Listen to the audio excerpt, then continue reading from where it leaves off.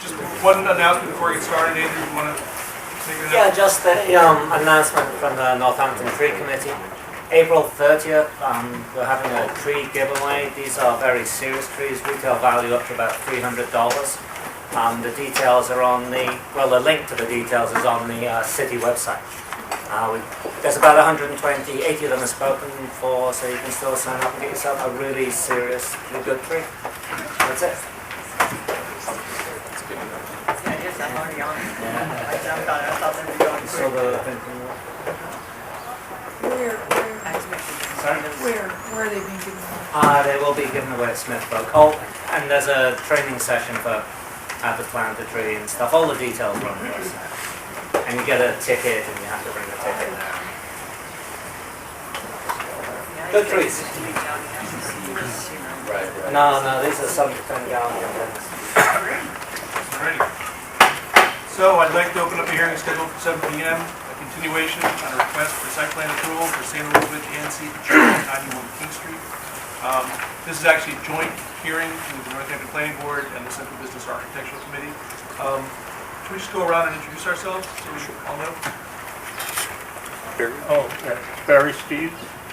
Yeah, I'm Bruce Kravisky, Chair of the Central Business Architecture. Bob Walker, member of the Central Business Architecture Committee. Elon Tierney, member of the Central Business Architecture Committee. Joe Blumenthal, Architecture.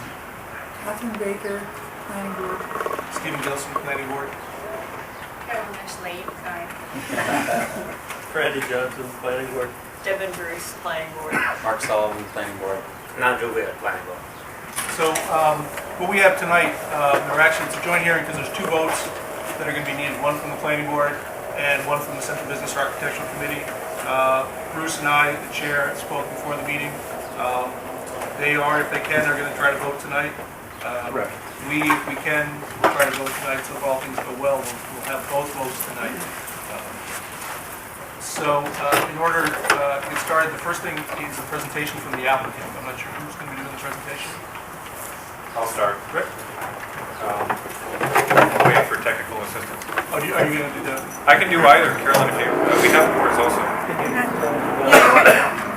Want to just do the boards? Yeah, that's fine. I'll start it up, and Okay. then maybe people will be able to see it better. Oh, what?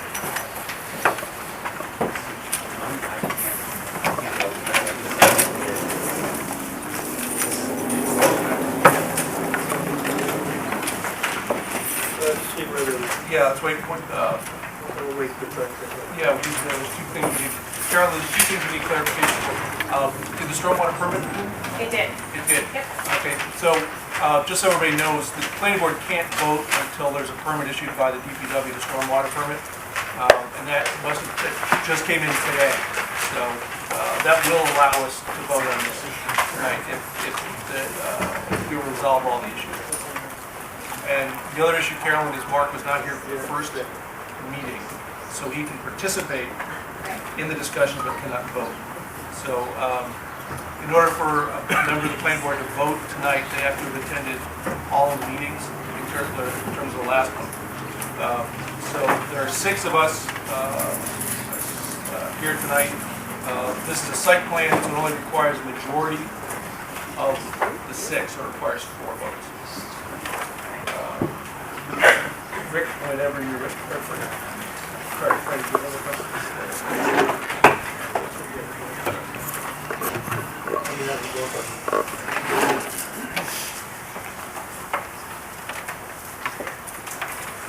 The first thing you might notice in the continuation here is that I'm not the same consulting firm that was here before. The church has changed consulting firms kind of midstream, and we're picking up and hopefully carrying through. So what we have as a submission is a site plan that's actually relatively significantly different than the other site plan that was submitted. And there are some things that are somewhat similar and some differences, and I'll just kind of highlight the differences for you.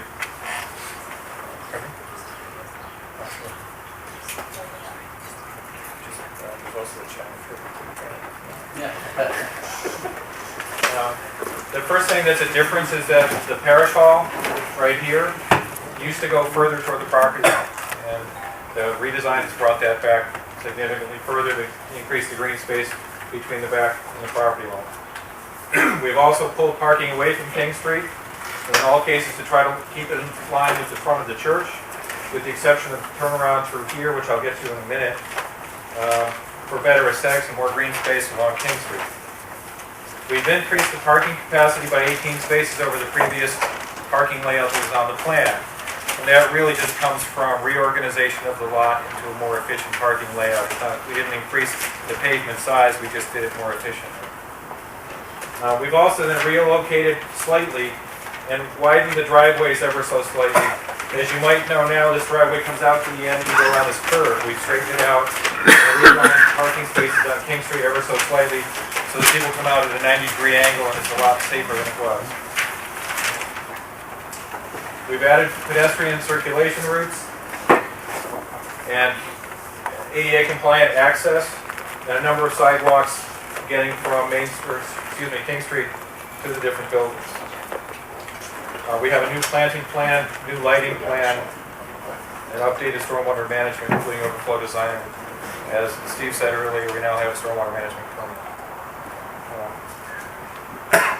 The different things that I guess I'd like you to know about it is the lighting plan is compliant with the regulations. However, the light poles are a little bit higher than the 16 feet. We've got 18-foot poles and 20-foot poles.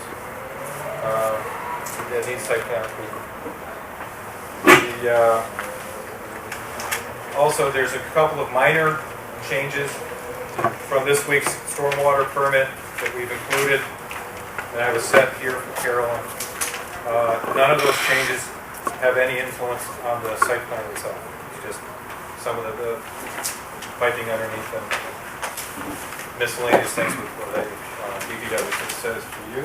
Were they in response to any conditions from the DPW, or will these be new to the DPW? No, it was just minor back and forth on number calculations and nuances, percolation rates and stuff. Nothing that would affect the issue of the permit. No, this was all prior to the permit. Because there's a couple of little changes in how things are shown in the detailing, we've just included a separate record. So, other than that, it complies with everything in the zoning bylaws, except there are some things shown in the staff report, and I'll point them out to you, might as well. One thing that we're not showing is an island in the middle here. The reason that we're not showing the island in the middle here is primarily for funerals. For all of you that have been to funerals, and I presume at this point in everybody's lives most people have, generally speaking, you line up behind each other and then you're directed to go. So, and right now, I don't know if you know, but I think the father told me there were 6 funerals this week.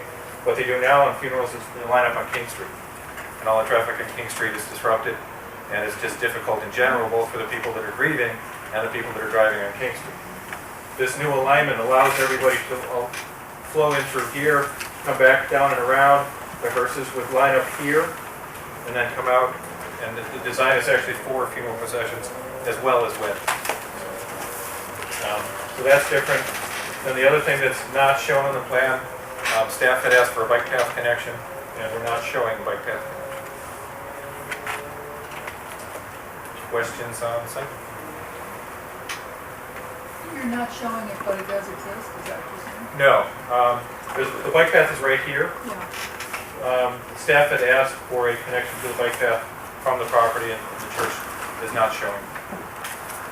They're choosing not to do it. It's not, I don't believe it's. If I could interject, I have a requirement. filing. Ed Etheridge of North. In reviewing the plans with the planning department and the applicant, the traffic island and the bike path connection, in addition to arranging the lot for the parish's use, the parish is concerned that the bike path connection, and the attendant liability and costs are burdensome on the parish. And they, despite the staff's recommendation, as you know, the ordinance does not require it, the church, the parish, sorry, believes that that is a burdensome intrusion upon them, and they do not wish to do it. Getting back to the plan presentation that you have tonight, We also have elevations of the building, the new building. And Chuck Whittam from Architects Inc. is here to talk about the elevations.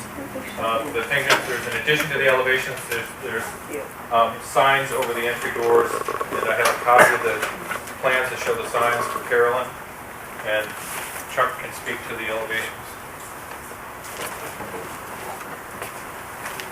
I guess I have a choice, huh? Here's the,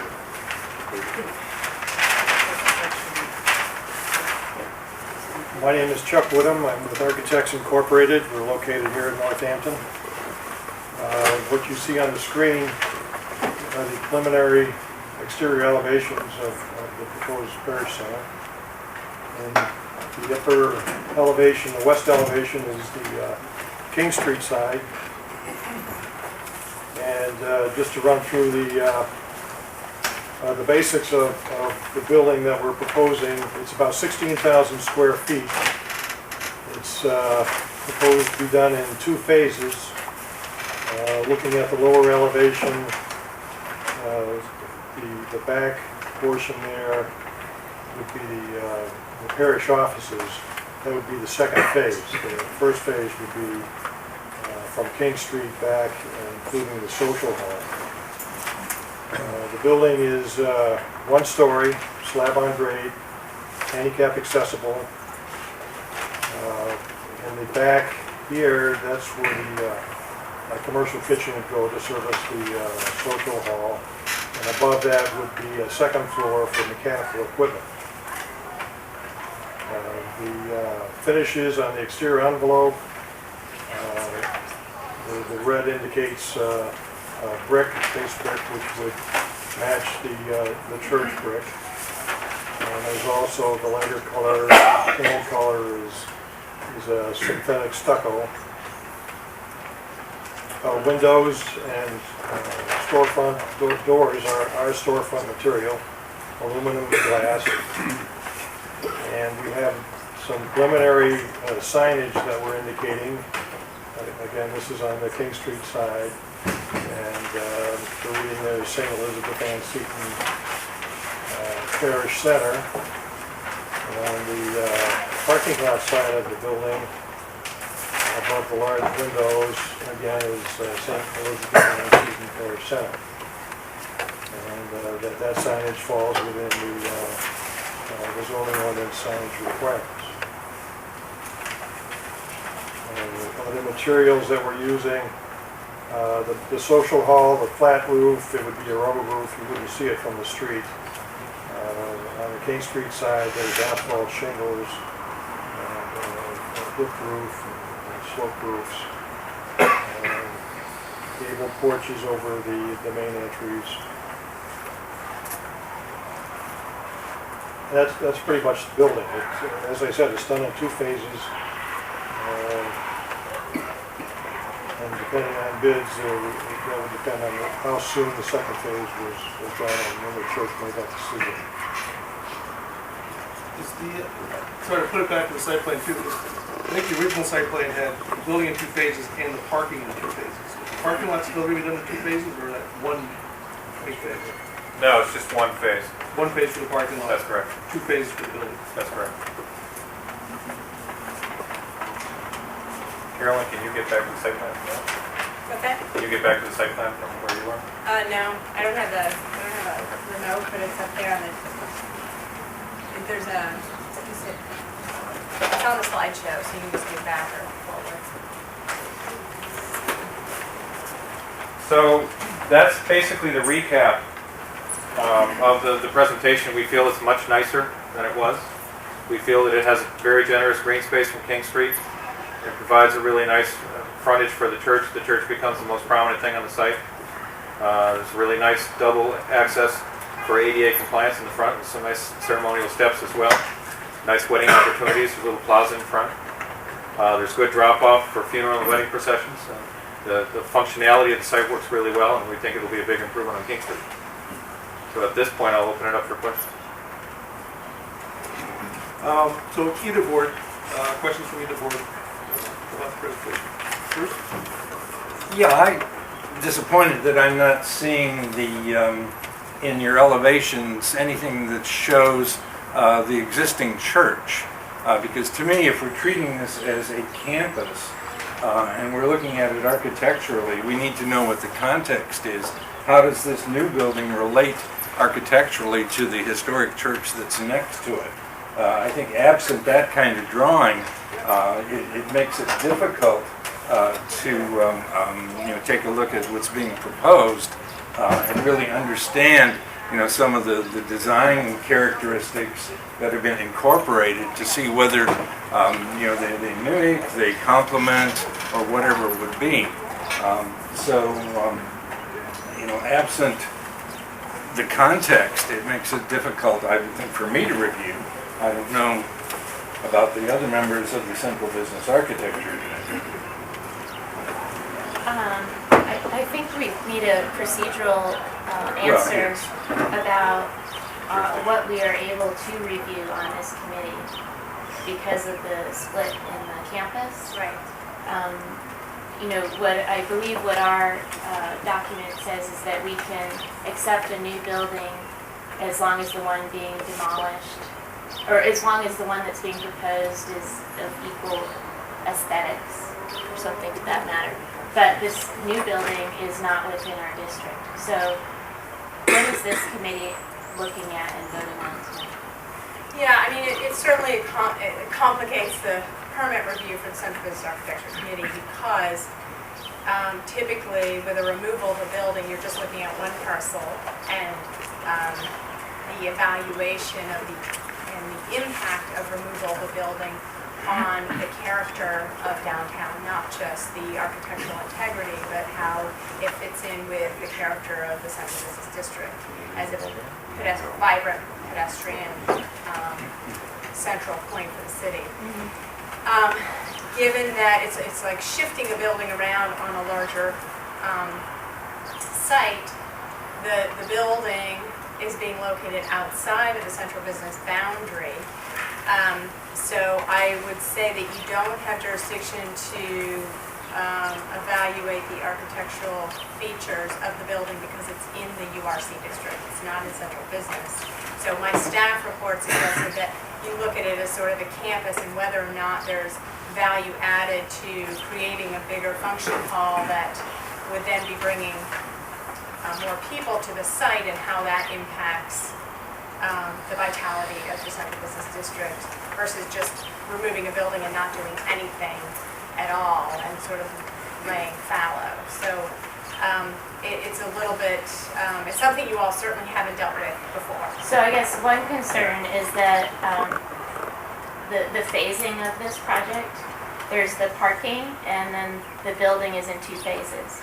And so one question I have is whether the parking is the first phase, and is it possible that the parking could happen and the new building wouldn't happen? Or does the parking and the building happen at the same time? From here? I talk from here. Yes. I think a lot of it is going to be a function of funds, but I think what we would intend to do is to address the parking as our top priority, as much of that as we can do, and then the second follow-through would be on the hall. Hopefully it would be quick, in that sense. Is that? I guess the only fear is that we demolish one building and it ends up just being a parking lot and the funds never come through for the building. No, we're not hoping for that. Certainly our plan is the parking lot is our priority because that is of an immediate need. And the hall is also part of, we are actively putting up the property on Hawley Street for sale. So we will lose our hall eventually, and we are going to need to replace it, and that's what so we do have every intent. What you see there is our true intent as to what we would like to do, but I just don't have control over the future. Sure. The intent of the plan that we put forward was that the parish hall and the parking was phase one, and the addition in the back was phase two. That was my question, I guess. What is contained in phase one? In phase one is the parking and the front of the building. And my only other comment is I think you did a great job with the site in terms of pulling the parking back and creating that green zone along the sidewalk. It addressed a lot of the concerns that I had previously on the previous plan. Well, if I could just, interject or to ask another question here. I think the clarification from staff is that this committee will not be voting on the design of the new building. However, since we're part of the meeting, we are allowed to comment on that design. Is that correct? Which is what I just did. So we can comment on it, but we can't vote on that. Right, the planning board has review of architectural elevation, Right. so to the extent that you're providing feedback to the board. Well, then the second thing is that our committee can only vote on whether or not the existing, I'll call it the existing parish hall or whatever it is, community life center, can be demolished or not, based on this campus plan. So that's two things. One, we can't vote on the building. Two, we can vote on the demolition. And the third point, I think Aline alluded to, is that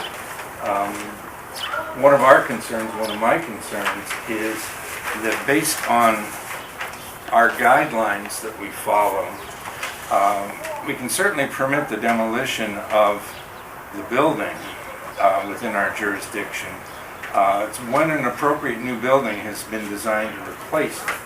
And so I think that we need to be assured that there will be a new building to replace this. Because again, this is one project. When we start thinking about setting a precedent for other projects throughout the community, throughout the central business district, to simply demolish a building, put parking up, and then say we're going to replace it in the future.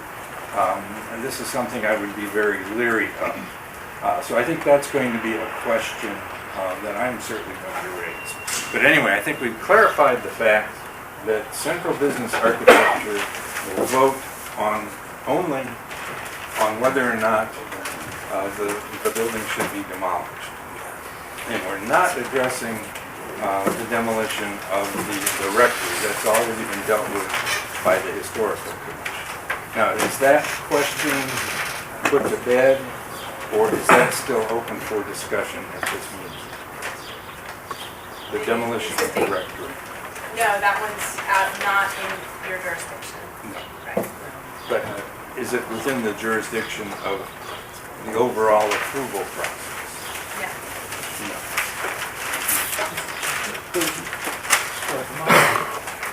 Since we have jurisdiction over whether there's a permit to demolish the existing building, but technically, because the new building's not in our zone of jurisdiction, is it possible that we could issue a permit for demolition conditional upon the applicant being willing to have us look at the design of the new building, even though it's not in our district?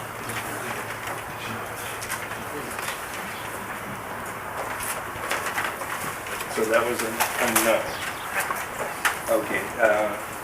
Is it possible to condition our recommendation, say we recommend demolition, contingent upon the issuance of a building permit for the new building? Can we do that? In other words, that's a guarantee that there's going to be something built within this campus. It's not just going to be a parking lot. The issue, I think, would be the timing, because you need to demolish before you pull a building permit for the new building. Now, we're talking about the, Well, there's two buildings being we're demolished. talking about the Christian Life Center, Right. not the rectory. Right, but I think, I don't think that would be, you could tie those those things together, they would be needing to do all the site work before they even pull the building permit, I guess is what I'm trying to say. So they would need to be filing for demolition and clear the site so that they could put up the building and the parking. So they wouldn't be doing that simultaneously. So you don't get your building permit before you, so you have a building permit and a site permit, two different permits? So you're gonna, No, you have, but what I'm saying is you'd be demolishing that building before to do site prep. And you wouldn't Right. be pulling a building permit probably until you did all of that. So you'd have already torn the building down.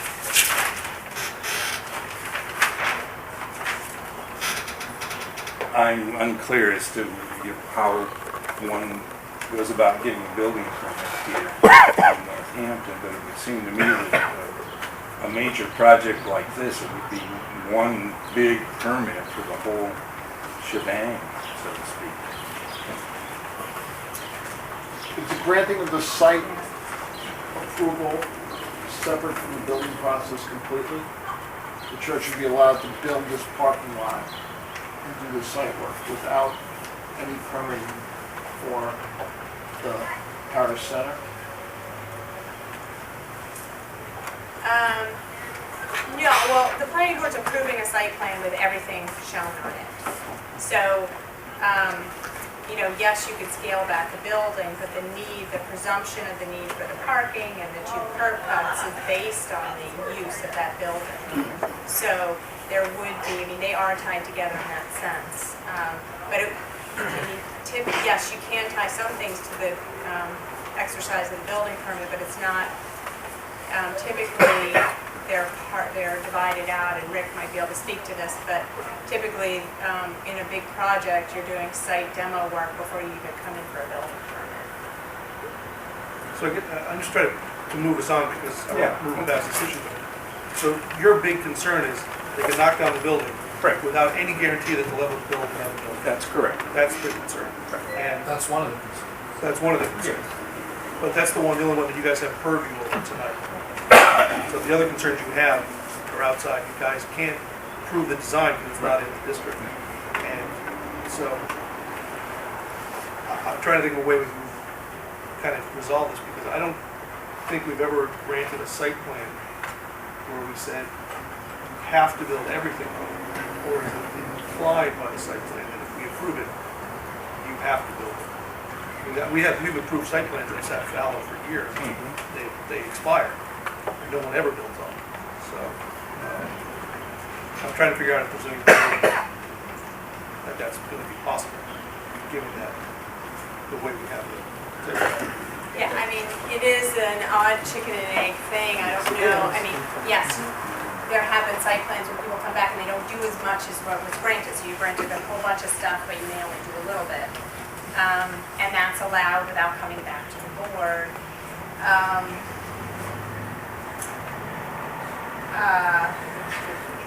That's the same thing in the building. It's a break. It doesn't mean Right. you're going to do everything.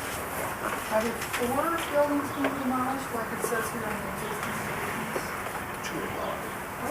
There's little buildings in the back.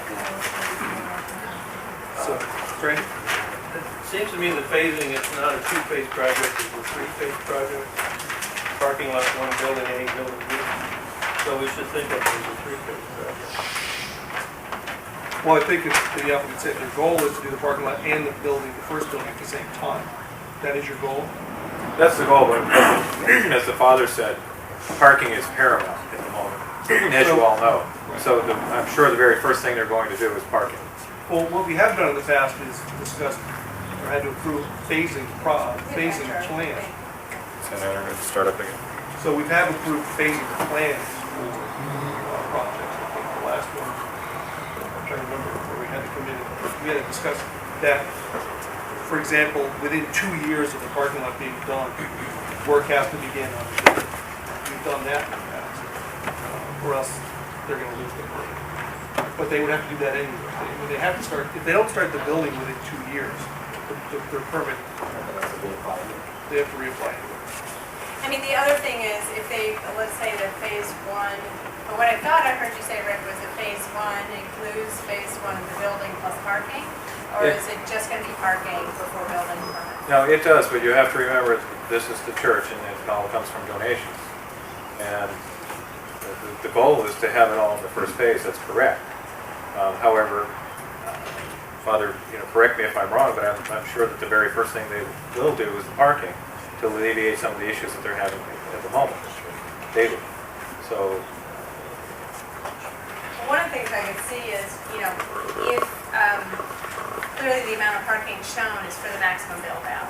So if the building never happens and they have all this parking, they build way beyond what their demonstrated need is. So you potentially put a condition in there, if the building's not constructed in so many years after all that parking, they're gonna come back and, scale down parking. Rip it out. Because that's my thing, is why when you build the parking that goes with the second phase, when you build the second phase? Money up front that you would not have to spend on that year. It's parking that we don't want, if it's not needed for another building. And That will make it a lot more expensive to come in and do one parking lot and then come back and do another parking lot. There's a cost. Ed, did you have a comment on it? I just wanted to go back to what the father said. The plan is to fundraise for the money, but as father said, they're also putting the parish hall, Holly Street, assuming they have certain plans up for sale. The expectation is that that would raise a substantial portion to do the project. And as both Father and Rick have said, the intention is to do them together. If you phase the parking, not only do you cause it to be more expensive, but it's not just parking. It's not like you're building a parking lot for a store, and if you only have one store being occupied now, you don't need the other parking. You're doing weddings and funerals and everything else there that require this parking. We already discussed the issue of when you have the parish hall. The idea is that the people walk from the church to the parish hall instead of driving somewhere else. But it's the same number of people who are going to need that parking. And right now the problem is, and the reason, as you said at the very beginning of this, that we came in with phase parking in a small phase last time, was the parish wanted to get the parking for the winter because it's not safe for the parishioners for parking in the streets and Borowski's and Bank Boston and up on Trumbull Road and everything else to try and access the church because they don't have enough parking for services, particularly busy services. Or functions like weddings and funerals. So the original plan did have a phasing of the parking because it was clear we weren't going to get the site plan approval for everything at the time based upon the complications with the architectural board and other issues. Our own sort of not great plans, which I think we've answered now. So the idea is not that you can phase the parking or phase the building or anything else. The plan is to do that. That's why people apply for site plan approval. We're not applying for it if we weren't intending to do it. The question is, of course, when we do it. But it's the church's and the parish's intent to do it as soon as possible. If they have enough money, there's going to be no phase two. They're going to build the back part when they build the front. And that was one of the differences between the old plan and the new one, though. The old plan showed phasing for both the building and the parking. That's right, and that was because they Now, wanted to get that's parking one for the change. winter, which they were unable to achieve. And so they went through another winter without the parking. So they really do want to do the parking now. But the money is the same issue for either. If they have enough money, there's going to be no phase two. They'll build everything in phase one. any parking places on it. Well, I'm trying to think of how well you want to proceed on this. This is an issue you guys are going to have to vote on. So you guys have, there's several options. You guys can choose not to vote tonight and continue this discussion at the meeting. And figure out, there's nothing to say you have to vote on this tonight. So if you have any more discussion you want to have, you can continue this to your next meeting. But, well, the other thing, I want to make sure that the other members of the board have raised other issues, and then we'll open it up to the public. So, we know we have this issue, so Andrew? Well, first off, let me say this parking plan is way better than what we saw before. But I am confused by your argument that you couldn't have islands. Could you go through that a little more? The intent is when people arrive particularly for funerals. And Steve, I'm going to stand here so I don't get with this thing. First car in normally would park here, and then they would direct the next car in to park right behind it. Next car they would pull forward to park here, the next car pull forward behind it, and so on. And then when they leave in a procession in order of how they arrive. And the whole purpose of not having a divider here is so that everyone can line up and be directed on how to go to get out, because it will be filing in procession this way, and that's the intent of the design of the parking. And as you all know, if you're there for a funeral very often, you're not paying attention as much as you might otherwise be in driving. You've got other things on your mind, and trying to make things as easy as possible for people in the parking lot to get in, get out, go through the procession is the main goal.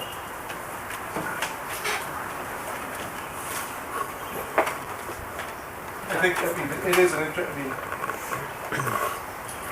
just the fact that, having one of these bays taken up by an island, or another one taken up by an island, that, I'm not sure how that's gonna prevent you from doing the same thing. The islands aren't so dense that you can't see between them. We're talking about a planting island with 2 trees or 3 trees, and not a dense, wall. He's talking about a divider between all the parking spaces. Right, but we could. But we could do islands. So we could do islands. You can do islands instead. Horizontal parking. Yeah. Right, you can do, there's many ways to put You islands need in. to break that parking lot up. Right, I think that's one of the things we're struggling with. This is a huge expanse of concrete downtown that is gonna have no visual breakup, or asphalt, sorry. So, there are other ways. I don't think a solid vertical divider is what everybody's saying, and I don't think they even have to be vertical, it can be horizontal, but, something to break up that mass is what we're looking for. I think the number of cars that are in these processions is problematic sometimes in one sense of it. And what this would enable us to do would be to cone them out and customize it based on the size of the funeral, so that we wouldn't be encumbered by the island. So in other words, if we've got 60 cars in a funeral procession, or maybe a dozen in another one, we could customize that accordingly and keep it all on the property. Because I can tell you right now, even myself, I go out and go the wrong way on King Street as we're told to line up as we're heading towards downtown in the procession, and it is congested on King Street. All of that could be moved into the parking lot with maximum flexibility. Now, with regards to the breakup that you were asking about, certainly that's one reason why that, if you want to call it parallel to King Street, island is there, so that passers-bys and that do have that breakup there. Maybe we could do something further, maybe back something there or something with an island. Right, what Steve was recommending is that perhaps right here, these 2 spaces become an island. Yeah. Yeah, you're only gonna lose, an island's gonna cost you 2 spaces on it, and you've added, I think according to Rick, from your previous plan, you added 18 spaces above what you had last time, so. Well, yeah, and that was based on, we were hoping to get 150, but yeah, we're at 142, I think, or 44 right now. But yeah, I think that would be okay if we could have that flexibility in between there. Oh, no, and I don't think, I'll let other members of the board speak as well, but I don't think an island or 2 in there is gonna lose that flexibility, because you're not talking a barrier, you're not talking something you can see through, it's not a wall, it's a planting aisle with 2 trees on it. So you're gonna lose, of the 18 spots you just gained, you might lose 2, you might lose 4. I mean, is that Andrew or Mark, is that what you guys Well, are? personally, I would like to see 2 items in there, but yeah. That's exactly what I was going for. Vertical, horizontal. Yeah, take out 4 spaces, but then within 2 islands, it would be, that would deal with my issue on the islands. Mark, you were now. I was just gonna say, if anyone's been to a funeral at a Hearns or Saluzniak's, they've got islands with much less parking space. And while I appreciate the argument, I follow the argument, I don't think adding 2 islands would be unnecessarily burdensome. Okay. We can. What we'll do is we'll space 2 islands out in between the row here, and add two islands that cover 2 spaces up.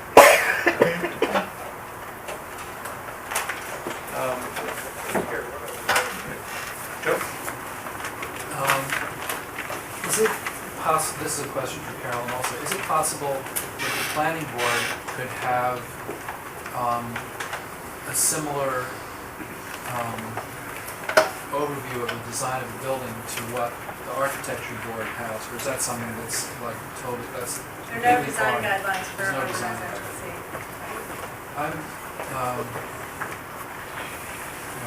for me, to give the, for me to give a permit to do something in our district and then not have any control over what happens after that is something that I'm having a hard time with. And it's a peculiar situation. And actually, with this board, just about every situation we've come up with over the past 6 years has been a peculiar situation. And this is one of the most peculiar. But I'm very uncomfortable to vote yes and then not be able to say anything about what's presented for a design for a new building. I'm very uncomfortable. I suspect that short of going back and changing the legislation that created the Central Business Architecture Committee, we have to live with it whether we're comfortable or not. We don't have to vote for it, but we have. But that would be out of spite then, wouldn't it? Well, no. I wouldn't consider it spite, but it's just I'm voting. It's like I'm voting something that goes directly against what our mandate is, because of a technicality of this, or because of a peculiarity of the project, and I don't really feel comfortable doing it. Well, I think what I'm beginning to see is that this whole thing is a question of faith. Faith on the part of the church that you're going to get the money to build the darn thing. Faith on our part that you're going to build something anyway. And if we say, yeah, tear the other one down, our faith is that, yes, you're going to build something. It's not going to just wind up being a parking lot. Now, whether or not we as a city committee can act on faith or not, I don't think we can. I want to kind of give you guys, because I want to move on a little bit too. I just had one comment. I did want to compliment Rick and the Parish Design Group for the really improved plan here. I was just curious, do both, the rectory building and the other building, both come down in terms of the site preparation for the parking lots? Or does the rectory building stay? It's not shown on the footprint here, so I don't recall how it overlaps with the site plan. Yes, it was. Everything comes down at one time. Just a question before we keep going. Do people want, because there's definitely more issues I want to talk about, but do you guys want to talk about them, or you want to give the public a chance to weigh in first? I think there's one other issue I'd like to bring up. Okay. I'd like some explanation for the argument about the thing that the bike route is going to, or access to the bike path would be burdensome. I haven't had a chance to read this in detail, but if you could expand on that argument. Well, as you know, as it says in my memo, religious exercise, religious uses enjoy constitutional protection. As I said to Bill Newman, the First Amendment to the Constitution says that Congress shall make no law regarding the establishment of religion or the free exercise thereof, and that comes before free speech and press. It is a very important thing to our forefathers. I understand that, but I'd appreciate it if you went to the point of my question. That's right, and so the question arises over a number of times as to what sort of authority government has to regulate any church use. The law has always been, as you know, in your zoning ordinance, you have an exemption for educational, religious, and other uses. The educational use is based on the religious use is based on the idea you can't regulate it. The cases have generally found that if the religious use is burdened by the ordinance. Which was my question. That's right. If the religious use is burdened by the ordinance, the religious use is exempt from it. So what constitutes a burden? And Which is many, what I asked. that's right. Thank you, please. And many courts have differed on how significant or substantial the burden must be. Obviously, completely disallowing it is burdensome.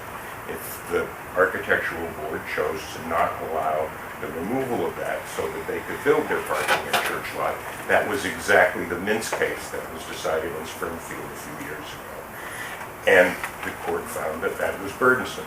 Is the cost or expense burdensome? That depends. It's a qualitative sort of measure.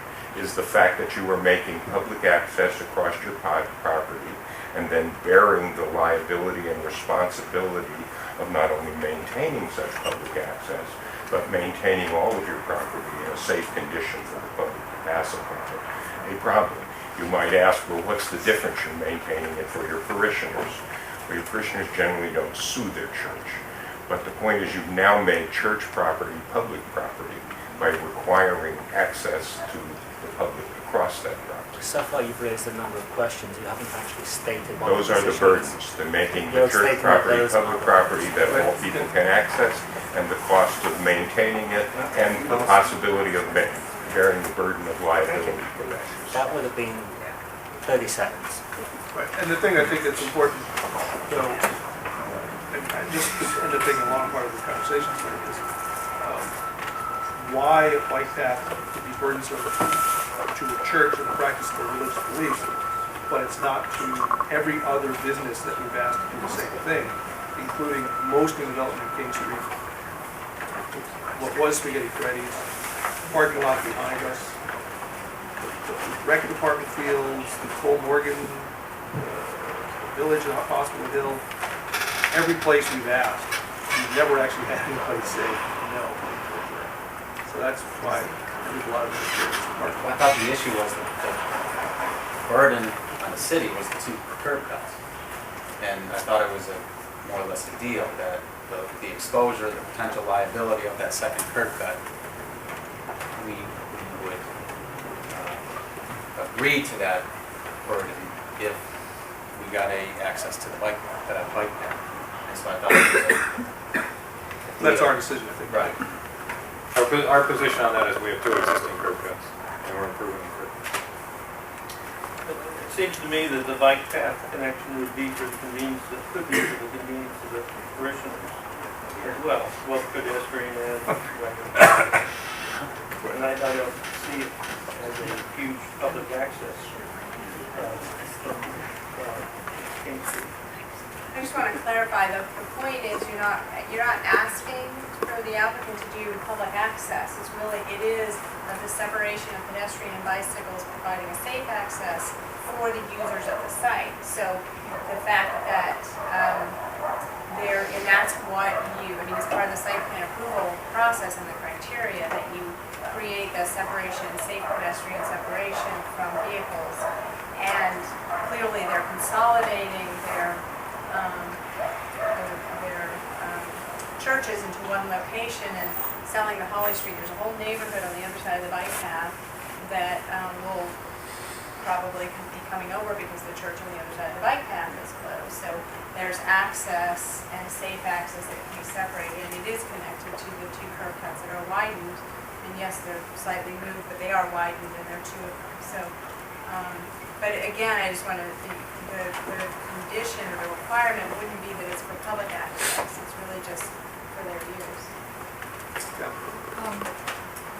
Given that it's for the use of the members of the congregation, I would wonder, I don't see any bike ramps or anything. There are about the parish. Where are they? In front of the proposed parish hall, there's bike racks. Is this like- I can show you on the plan. They're right there. Okay, yeah.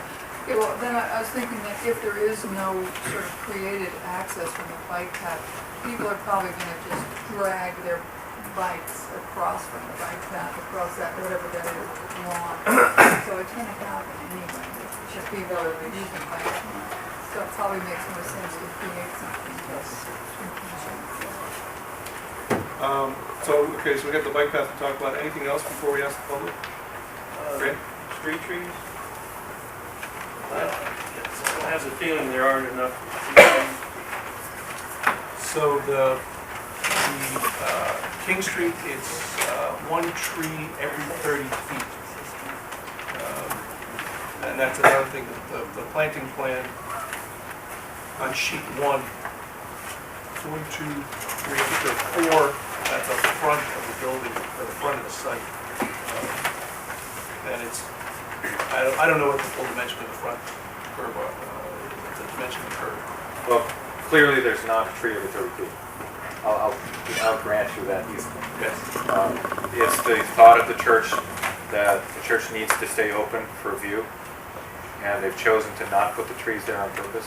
We have complied with the 10 required trees for the parking, but we've chosen to omit this tree along King Street on purpose. The other thing is they expanded the green space for that particular purpose, to open up the church and to provide all that green space. We're not talking about a 3-foot tree belt. No. I think that's the first part. Well, just real quick, I mean, I think that's what we were trying to do too, is not to have trees, but not to obscure the church itself, perhaps maybe somewhere else or whatever. So we tried to expand the green space to meet the spirit of that. The other thing I just wanted to say real quickly on the bike path, I certainly use the bike path. I was up there today. I think it's not having a connection there as it is that we're already up to $6,000 per car space now in terms of cost just for the parking lot itself. And the additional costs of some of these other items, such as the islands, the bike path, and that's what's becoming burdensome more and more as we move on with that. That was one concern. The other concern was safety. See, in a lot of instances, whether it's in the hall or the church, unlike Target or someplace, everybody's going to be leaving almost at once. And having a bike path coming in where people would simply bike in to the parking lot, to me, I don't think would be a safe situation that would be in good design. So that was really a second reason why we had concerns about the bike path, in addition to the cost itself. And then the maintaining of that ramp or whatever it would be, the access thing as well would be something that we may or may not be able to maintain in terms of snow removal and that kind of thing.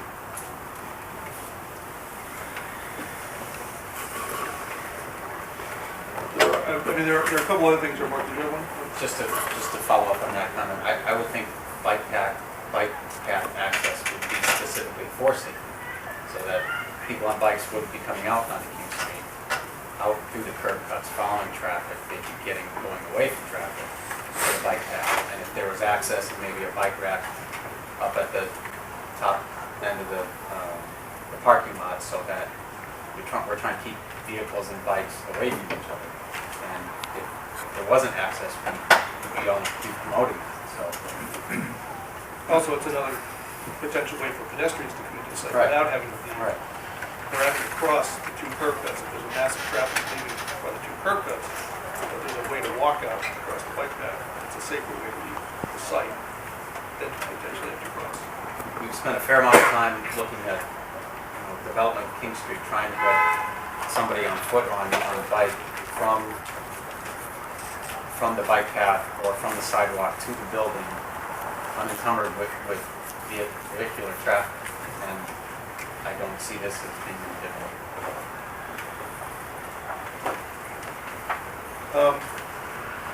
So that's an issue we're going to have to talk about. The other one, there's 2, looking at the plans, there was 2.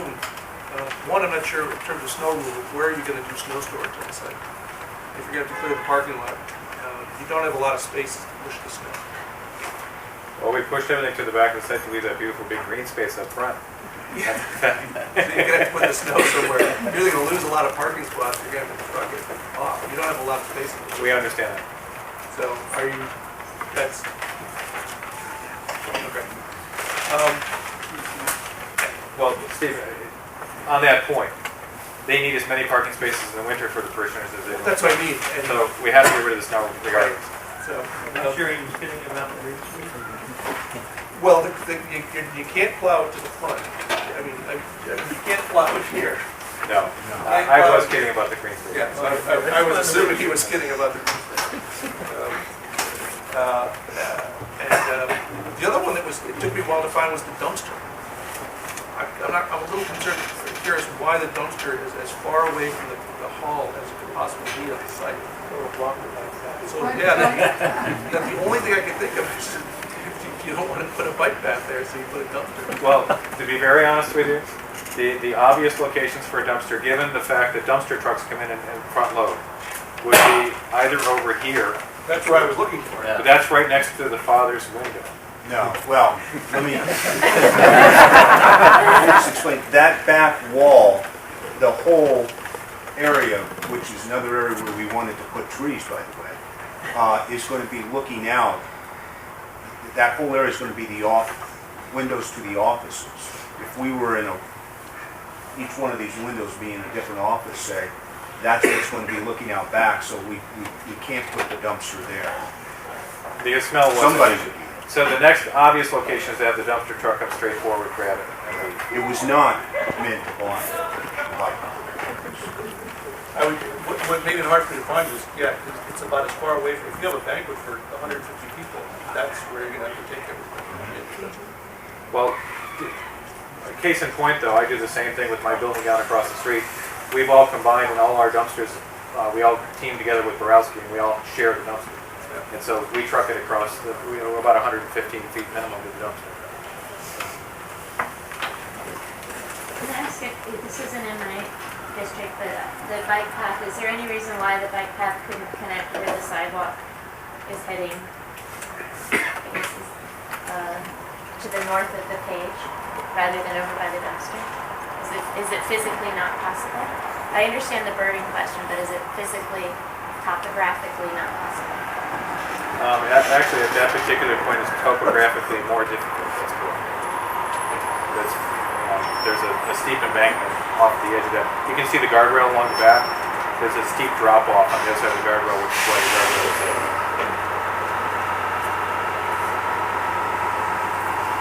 So where's the guardrail being removed? Up along the top right there. Oh, right, that's why, I think that's the other reason. You don't have to put snow there either. All right, so the issues the issues we still are gonna have to talk about before we open the public, well, we can talk about these after we talk about the bike path. There's still issues about the number of trees in front of the site. Are there any other, the lighting plan hits the rules now. They're at 0 at the lot lines, 5 foot in max. But the higher posts, but they have the higher posts. It's the lighting plan. Then you have the issue that the CPAC has about how to do their permit. Are there other technical issues, other issues? Just to follow up on the tree issue, every 30 feet on average. So didn't we, when they did not to equate Parish Hall to Taco Bell, but when they did Taco Bell to keep the front visible, they clumped all their trees to the left and right, so they on average made the count, but they did it in areas about effectively as they could. So there are lots of places that do that. Instead of hitting the 30-foot, fence, they clump 2 or 3 trees, and they have a long space, and they clump 2 or 3 trees. So there's plenty of places that we, Paul Morgan was another. I would also take issue with the fact that the tree was blocking the turn. I've got huge pine trees and oak trees in front of my house. When you drive by, you can see the house fine. The Any concept, worse than someone standing on the side. the concept was one of sanctuary, to be able to see the church as a sanctuary from as far away as possible.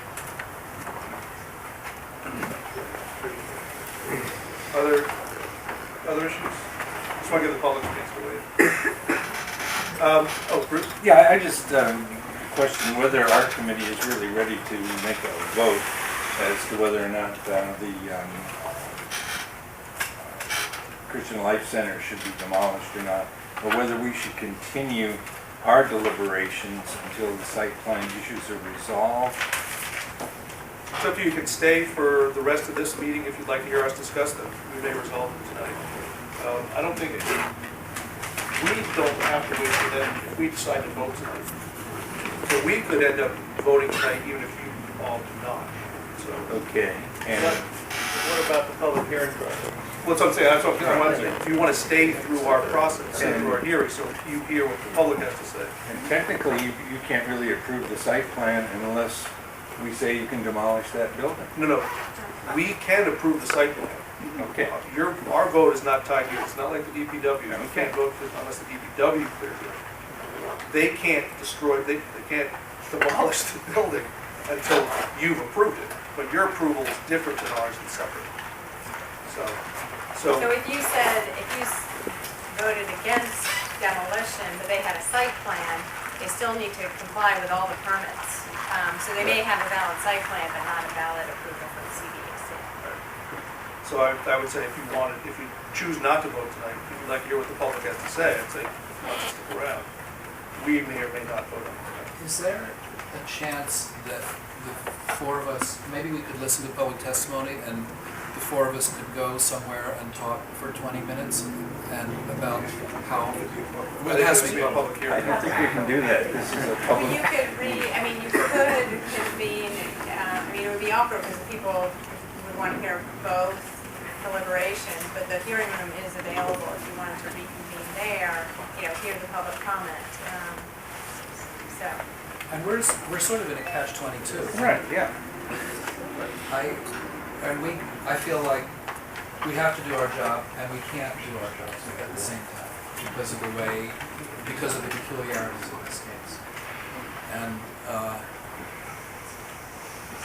So I guess the options are, again, so we get the public, you guys have the options of voting right now to continue and having a separate hearing. You guys can stay through this, still vote to continue.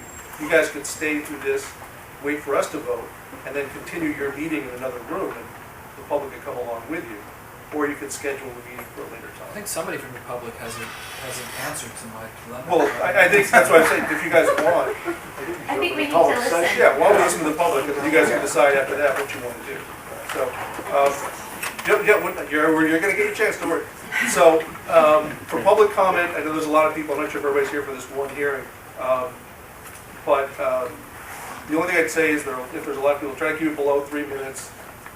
You don't, try not to repeat something that somebody else has already said, just so we can move it along. So, when you come up to the podium, just say your name and address, and then have your say. So, I think, would you in the back like to go first? Yes.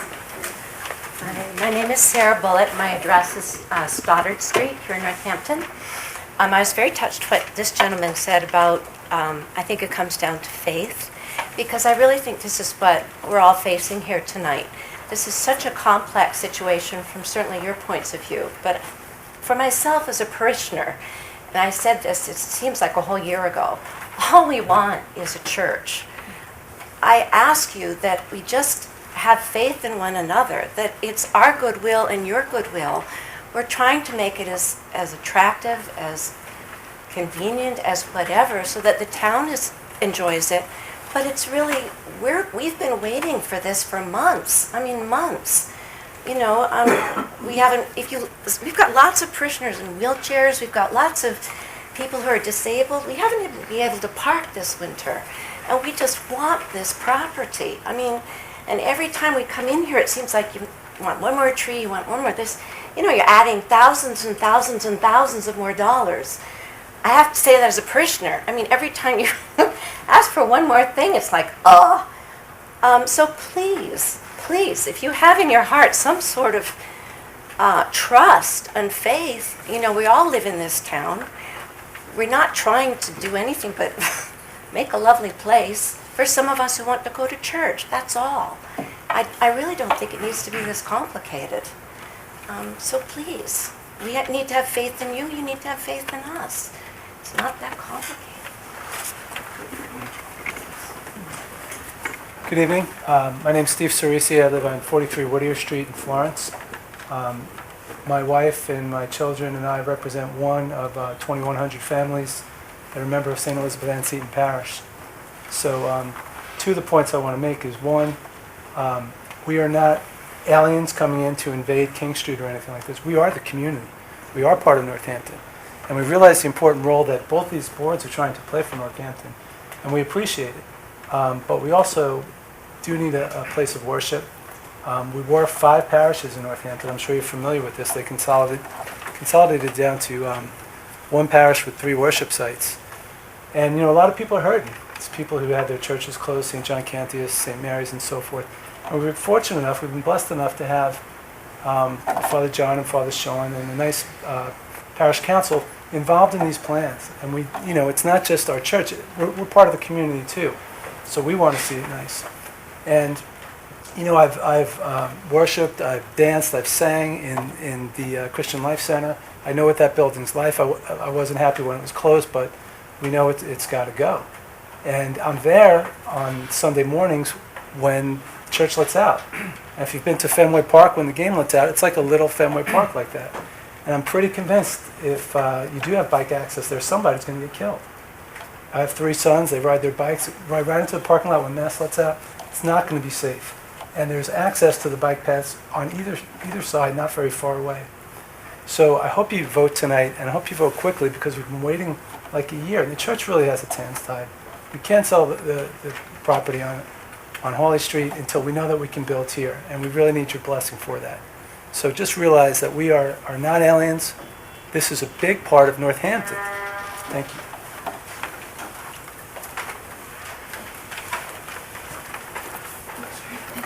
My name's Steve Strymer. I live on Clark Avenue.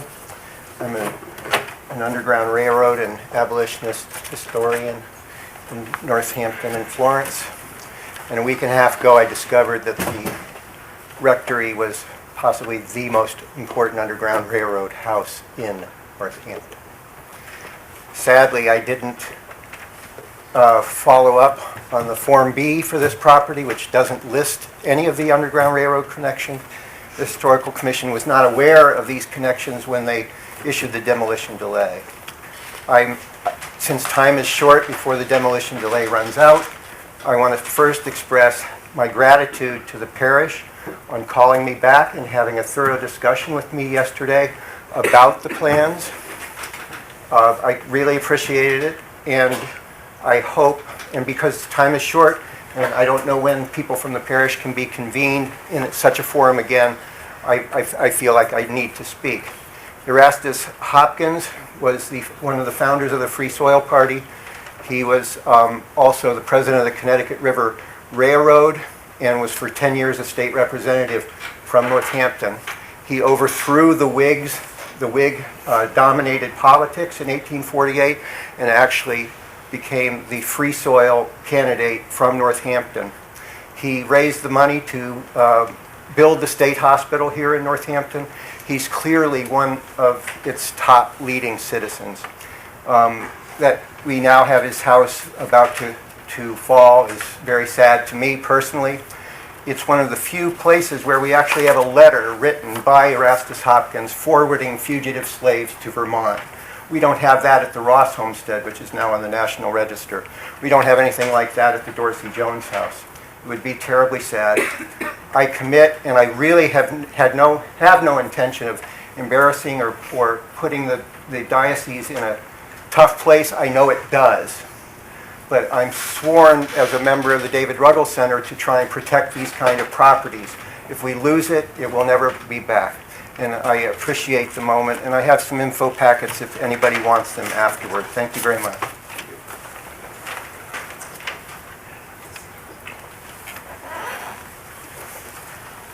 My name is David Drake. I live in Florence. I'm also chair of the Northampton Historical Commission and also on the Community Preservation Commission. But I speak tonight representing the former. The Northampton Historical Commission nearly a year ago imposed a demolition delay on the Hopkins house, and the church has fulfilled its aspect of that delay very honorably.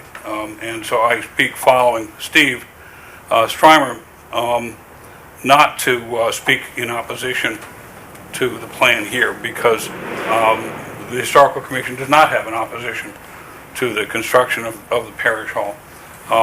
My comments are related to the site plan, because the parish house, the Hopkins house, which is extremely significant to Northampton history, we've recently learned, sits in a way that if the existing parish hall were to be moved back only 15 feet, so that the back line of the building is in line with the back of the parking lot, the Hopkins house would not have to be demolished. Now, I'm not a planner. I have no idea how that works, because this is the plan that's presented to you, and presumably that's what you have to act on. But what I am hearing is that the construction of this large new parking lot brings not, or the approval of the site plan as it is right now, means not just the demolition of one building, but actually two, because it would preempt, it would forever prohibit the saving of the Hopkins house. And the Hopkins house is well worth saving. It represents, initially we asked for its preservation because it represented the very last of the significant mansions that once populated that part of King Street. Now we realize it was even more significant that in fact fugitive slaves were sheltered in its attic. And in fact the house represents something that is very precious to Northampton, and in fact precious to the church, which is social justice. We would love to see that house preserved. The church has been again honorable in responding. We don't know where these comments where this discussion will go with them, and it's their building. Perhaps they will decide completely to tear it down. But if the plan is approved tonight as it stands, there is no opportunity to further that discussion with the church because of the I guess that would be the east end of the hall of the proposed Parish Center would sit directly in the middle of the Hopkins house as it sits today.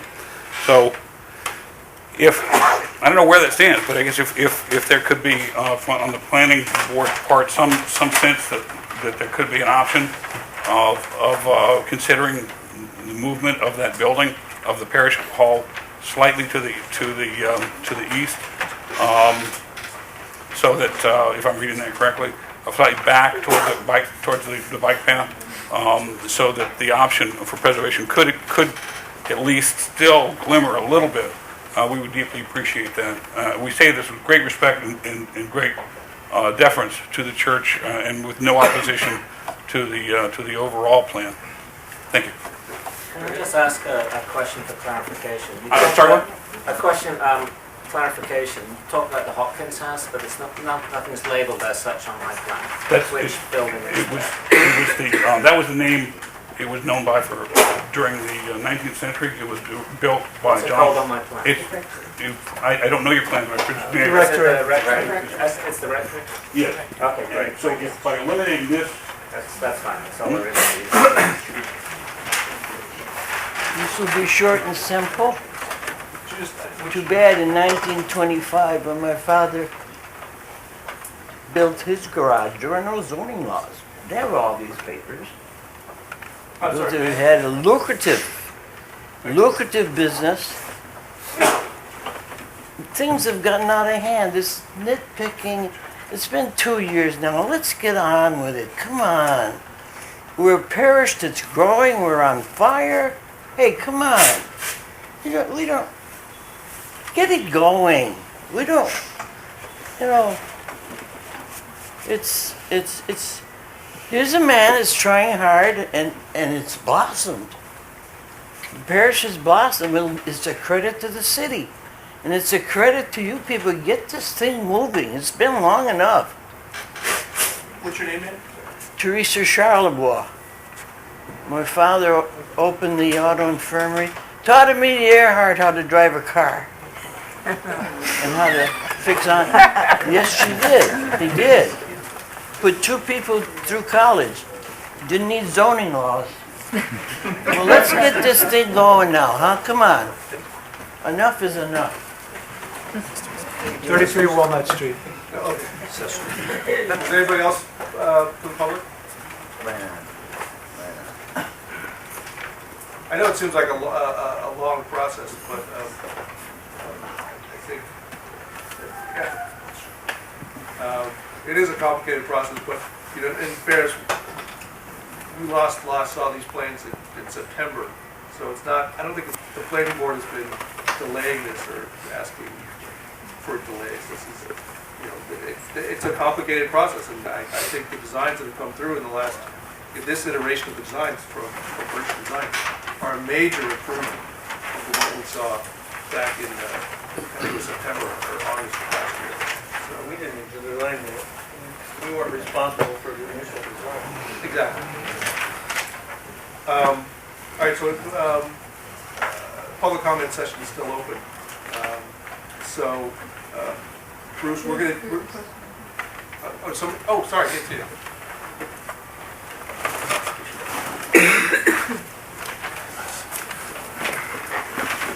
My name is Paul Demond, and I live in Southampton, but I've been a member of this parish community since I was baptized 57 years ago. And I also sat on that side of the aisle 10 years. I had the privilege of in the city. And I know it's a hard job, and I remember many years ago, we tried to streamline the system to make it easier for applicants in a lot of different ways. And I'm not quite sure that that's been accomplished over time, but your intentions are great in a lot of areas, and I empathize with the historical people here where, you know, you want to weigh in on one side of the property, but you can't because the building that's being erected is in the other. And I don't know, since last fall, if the communication gap has been that wide, or there's something that I can't put my finger on, but why these type of things haven't been resolved before this. So you got a good handle on what might take place in the end. And I'm sure once the building hopefully is built and you give us the permit to tear down the old Christian Life Center, which is right in the middle of a very needed parking area, that you could probably meet with Father Connor and his representatives, or Berkshire Design people, Chuck from Architects Incorporated, to maybe give some feedback about how the building should look, even though technically you don't have the right to vote on that. But to move the process along at some time, and we're not going to build that building anytime soon because of finances. And the parking lot is the priority. But I hope that and trust that you might be able to work together in the process by allowing the demolition, and then be invited to weigh in on some of the things that you might have questions about the building, so we can move forward with it. It's a tough job you have. It's a big site. It's a gateway to Northampton. We know that. And believe me, someday when we get the money, we'll put a black wrought iron fence all around the property and dress it up like St. Mary's on Elm Street. But right now, we can't do a lot of things that we'd like to do down the road to make it beautiful with landscaping and whatever. So thanks for your time, and hopefully we can resolve this. Anybody else? So, again, you guys are welcome to stay. We're going to continue to talk about it. I guess me personally, I'd like to hear what you have to say before we make any kind of decision. So, open it up to the boards. We had a couple issues before the public comment we should still talk about. I guess I want to make sure people understand that what a lot of things we're asking about. We're talking about trees, we're talking about a bike path, and we're talking about the dumpster location. You know, and the church is a sanctuary, and that's what you all want. And the church is also a gateway into Northampton, as I think Mr. Demon just said. And it services a very dedicated community, but it's also part of the community of Northampton itself. And so a lot of the things this board looks at, for example, is how that community fits together. The fact that we have a bike path going behind there, the community did spend a lot of money to put that bike path in, and we are getting connections to that bike path to most, or almost all properties on it across the city. We also have King Street, and the board and other boards have spent a lot of time talking about what King Street looks like and what the community aspects of King Street are. In fact, we're doing a lot of work in the rezoning of King Street as part of bringing it into the community of the rest of the downtown. Some of the people, including Berkshire Design, were part of that. So we look at this as being part of the community of Northampton itself. So all buildings that we looked at on King Street pretty much have the same requirements applied to them, be they a church, be they a Taco Bell, be a Toyota, whatever happens to the old Cole Morgan site. Most recently in that neighborhood, Taco Bell was the most recent. There's also the Walgreens that went in. That had the same level of discussion that we're having with the church. So the church is being held really to the same level we hold everybody to. So, Ms. Polish, do you have a Just comment? ask a question regarding that. And I wondered this last year too. I didn't grow up in Northampton, but if I think of King Street and I think of Taco Bell, I think of McDonald's, I think that porn store. How do those compare to what we're trying to do here? And what does that say? When we talk about the rules that we use, trees every 30 feet, curb cuts, But the technical details are the same. That's what I mean. So that's what Then I we're talking think about the technical details. that says a great deal about the town and its values. I can't really apply that. Zoning applies to everybody. So it's the same zoning rules we apply to everybody. That's what we're talking about. I just hope you think about that.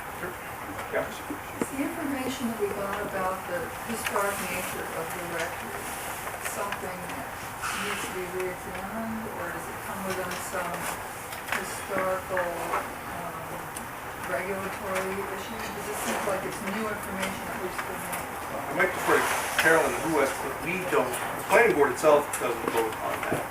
I think it's the historic. To tear down a building with this kind of historical significance suddenly seems, it says to be demolished. It seems like this needs to be revisited. This is new information. Well, that's under the historic commission's jurisdiction to review demolition. So, it's still under the demolition delay time period. So they are reviewing the historical commission. Right, they put on their 1-year delay, and that's the maximum. That's all they can do. That's all they can do. A delay from, when did that start? I think it expires in June, but I defer to the applicant. And they can delay, but then if this is truly a significant historical building, the time runs out and then it just gets torn down. So there's no, what's the point of even delaying? It's just not going to Right, that's Well, what the concept originally, just briefly, is that there may be time in that intervening year to figure out an alternative to demolition, but it has no bearing really on the planning board's decision. The planning board doesn't have jurisdiction to say, no, you can't do this plan because it's a historic structure. It's only under the historic commission's jurisdiction. And they can only do that. They can't say no. So, back to the issue that. Well, actually, I don't want to, that's another conversation, why the historic commission can only do a year. What I want to do is kind of focus on what we have in front of us that we can vote on.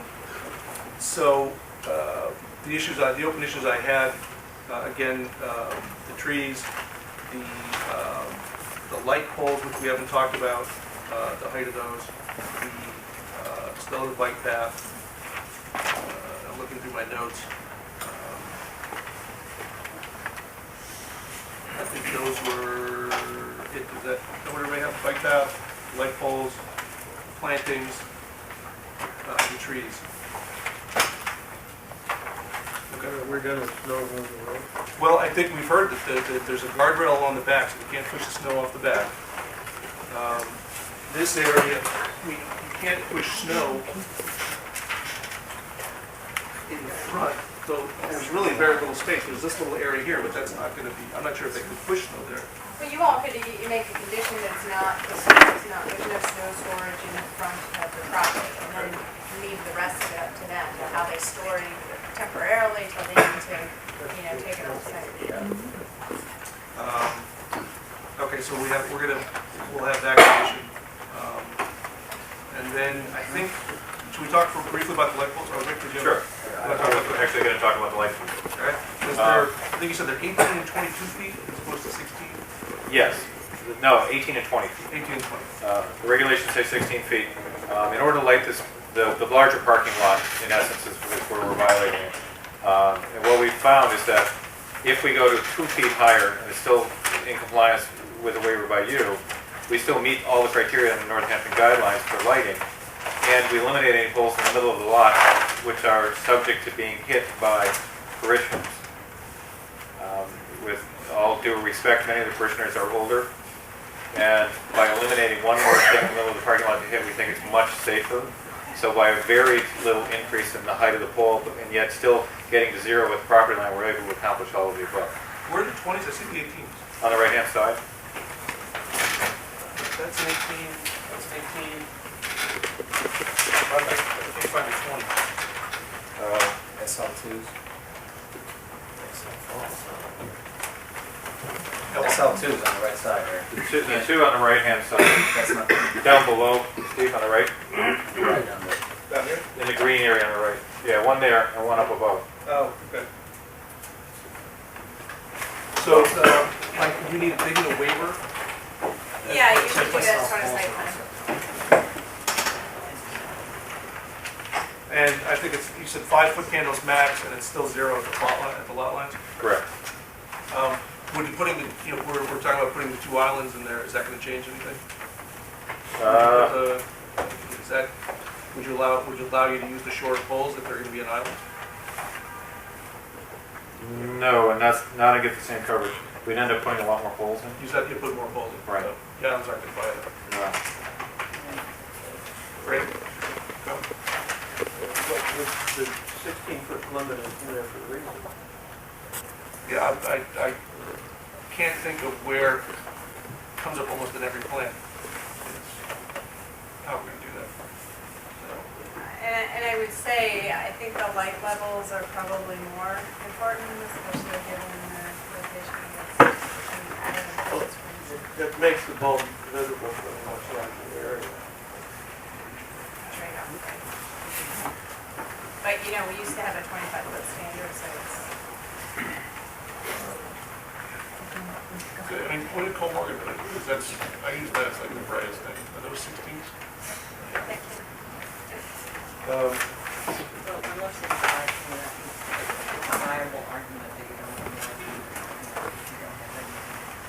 that's what I was thinking. There's nowhere to put them. You can't put them on an island.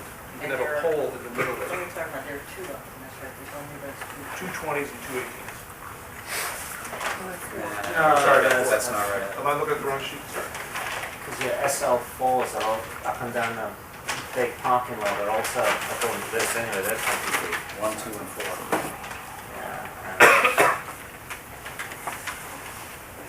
Yeah, so there's a bunch.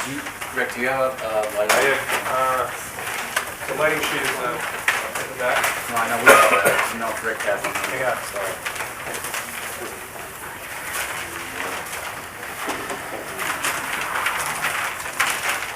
No, there's not one on the slide for silver.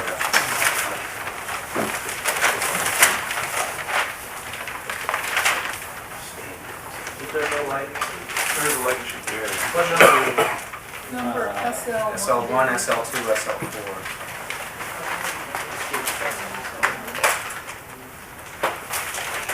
Well, most are all, in fact, they're all,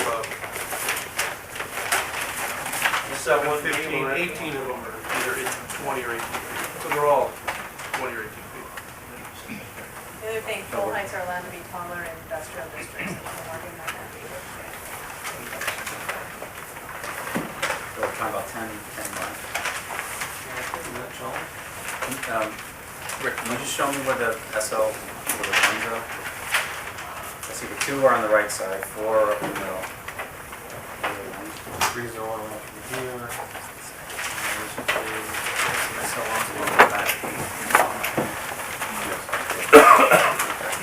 According to the schedule, there's 3 20-footers and 8 18-footers. No, 10 20-footers. SL1s, SL3s, and SL4s are all 20-footers. And SL2. Oh, okay, so there's 3. I'm sorry, SL1, yeah, SL2, and SL4. Okay, so there's 3. 10, 20s, and 18. There's 10 and 8. As I'm sure you've been hearing as people come in with various submissions, the Northampton guidelines are somewhat difficult to comply with because of the maximum foot candles at the point source, and yet trying to get spacing, and in our case, with the property line being as close as it is. And to comply with a 16-foot height needed many more poles. And we actually just started thinking it looked ridiculous, number one, and it was really hazardous. So we actually really believe that this is a good compromise, and we don't think that the extra 2 feet of height on the pole is significant. The 4 feet in the case of the 20. You might want to have some information about turning the lights off. Well, that's a good question. These wouldn't be on all night long. These would be on only as necessary, or would these be on from dawn or dusk till dawn? We actually haven't discussed it, but I think in reality, they would be all on as necessary. Then for overnight, there'd probably be a couple that were on for security, kind of like there is now. So that's probably, I'm guessing we actually haven't really talked about it, but that's kind of what they do now. So I'm assuming that they still want overnight security, but they don't want to spend the money on all the lights being on. Right. Would people feel comfortable if we put that as a condition? On as necessary and as necessary for security, but not on. We could say a maximum of 2 to be on, an hour after the end of the last function. We might want to do 3. You might want to be one in the left-hand parking lot, one in the back, one on the right, that thing. So you might give them a little leeway. 3 or 4. Yeah, even 4 I might suggest. What's the maximum foot candles underneath? 5. Was it 5? Not on this plan, but the regulation. Oh, for central business park. It's 5. It's very, our lighting designers keep coming back with kind words for us as we tell them Northampton regulations. They find it extremely difficult to meet and get the lighting layouts to work. But we do it. I don't have any issue with anything Rick said or the layout, but I'm thinking of, trying to be consistent, whether it's a Taco Bell or a gas station or a church. And I think the gas station on Route 5 going to East Hampton, which is in the middle of nowhere, and we took great pains and sent them back a couple times to come back with heights of poles and illumination levels that met the requirements. It's a different zone, but we were consistent because. Well, that one wasn't the height. That one is they wanted 20. Right, which is crazy hot. Right, They wanted crazy. but I'm saying we applied the zoning there just like we applied it everywhere else, and I don't know. Not that I disagree with this. I'm just saying, we should be consistent as much as possible. I think the site plan approval for waiving those are for those examples where maybe there may be some need for it. I think that the gas station was in an industrial district and the illumination levels were extraordinarily high. So that's, I think you can probably partition that off as sort of one evaluation. I think if their lot line is at an angle, obviously, so they're maximizing the amount of parking all the way to the edge of the property, which doesn't leave room for the lights.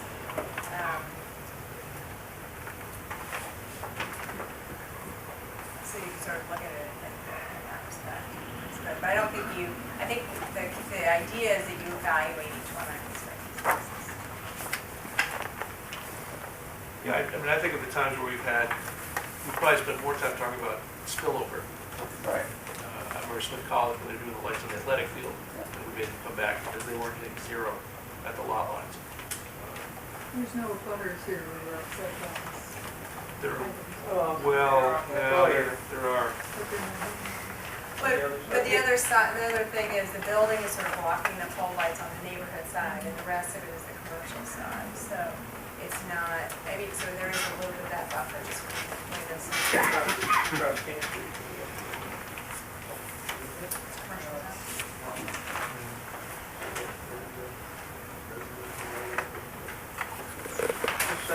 Right, no, well, I guess, so So the condition we have right now is that they have to go off an hour after the function, and they can leave 4 of them on for security. But does anybody have any problems with the 18 and 20 foot that they, or are we gonna go allow them, if they're hitting the light levels, the max, and if they're hitting the zeros at the lot lines?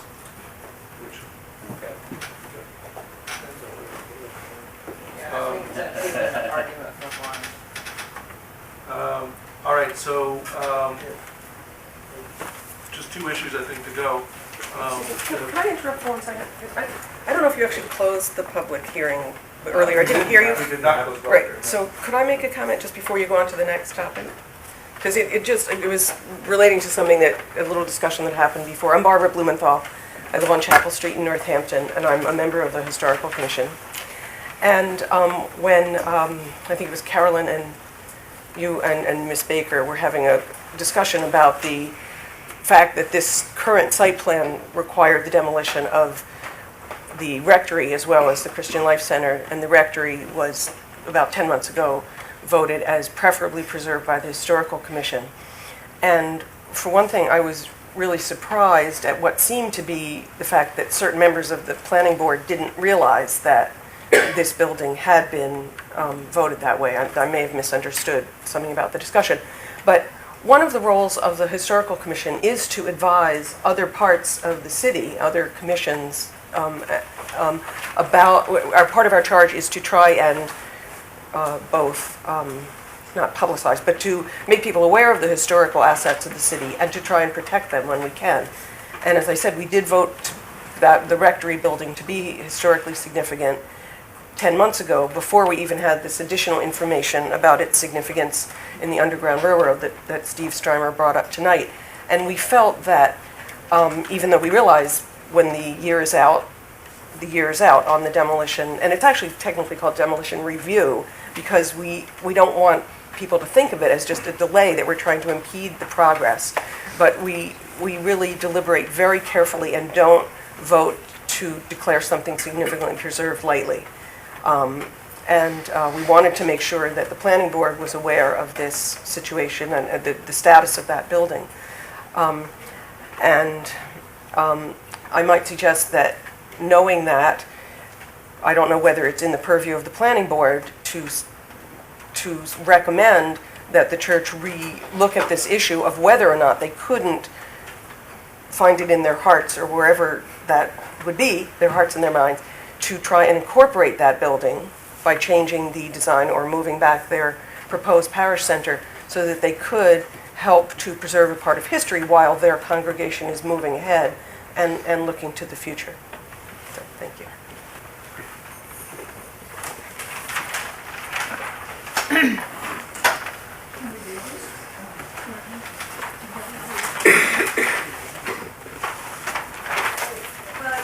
I don't know what a recommendation would do. You're issuing a permit, you have a permit with conditions, without conditions, so to recommend that they work with it, there's no way that's up to work, you wouldn't really want it as a permit item. We felt like you ask for a continuation until such time they can meet to figure out whether it's an option. Can we ask the designer to address this finding? Sure. You can, it's a separate jurisdiction. Yeah. We don't have the ability to deny something because of it. That's not in our, it's kind of off, but. It's a special permit that you're reviewing. It's a site plan you're doing, not a special permit. So, special permit, you might have a little bit broader ability to do that. The site plan is not. It's really a technical review of how the site lays out, the access, and maybe the site plan criteria. Ask the question. Ask the designer if they consider this. What was the consent? You guys have a consideration about this when you were? I'm going to turn it over this way. I frankly didn't know about it until a few minutes ago. Father, let me point to you. I'm sorry. I didn't know about it until just the other day. So. Thank you. And she's surprised the planning board didn't know about it, but as far as I'm concerned, I've only seen these plans in September and then today. Well, we knew that back in September that the Historic Commission had put a 1 year pole on that building. We With talked this about it. underground railroad. No, because that they just found out a couple days ago. Yeah, I mean, it was declared significantly preserved, preferably preserved on other evidence of just who had lived there. We just didn't know as much about the person who lived there. So that came up as previous. You know, I can say that the building is, as I understand it, has been sort of refurbished and wallpapered over, if you will, many, many times, and has really lost any of its original structure to it. And in addition to that, it is in significant disrepair. And as we talked about as a parish community in the beginning, just from a practical standpoint, we would have liked to have had that building as maybe parish offices and that, but it is not functional for us really to do so. We did talk in the spirit of the decision by the Historic Commission with an individual who came to relocate the building, but that did not pan out. So we did make some effort to try to save it.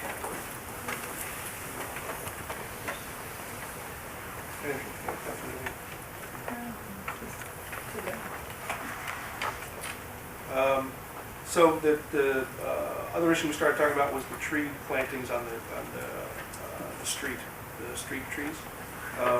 So the ordinance is 1 for 30 feet. And there were a couple things about the trees also, besides the 1 for 30. There was a discussion or a question about protecting the trees that are on the site, because a lot of the places where you are going to be building, there's a number of trees on here that were identified to save. And to making sure, first of all, that the trees that are going to be saved are going to be protected, they're going to be marked, they're going to be during the construction. So that'll be a condition that we're going to ask, that the trees that are staying on the site are protected and marked. That's fine. So the other issue is, I think they're showing approximately 4 street trees on the frontage, and the frontage is about, I think it's about 360 or 400 feet. I'm trying to look for the number. I got 390. 390, thank you. Which, I don't want to think of the expense, by zoning call for 12 trees along the front of the church. So, what do members of the board think about that? Can you see the view of the sign that they proposed? Well, should we talk about the trees first? Well, that's an ideal place to put a tree. Oh, okay. Is that, You can always limit trees. So Pardon? you can always limit trees just in the sign to visit. Yeah, no, but I want to see the sign. you want to see the slide that had showed the... The sign actually already has a permit. No, he just wants to see the building front. You just want to see where the location of the sign is? Didn't I see one? Like the next slide. Yes. That? Okay, that's what. Well, you can't see it. And it most likely won't say 4 rows of changeable colors. Right. And the location of that sign, if you go back to the slide. And the other thing, just, Franny, the base of the sign will likely have a brick foundation also. But to go back to the location. Yeah, so location's right here. It's right there. Yeah, so this is the location. So I counted 4 street trees, 1, 2, 3, 4, where approximately there'd be 12 to 13 along the front. So,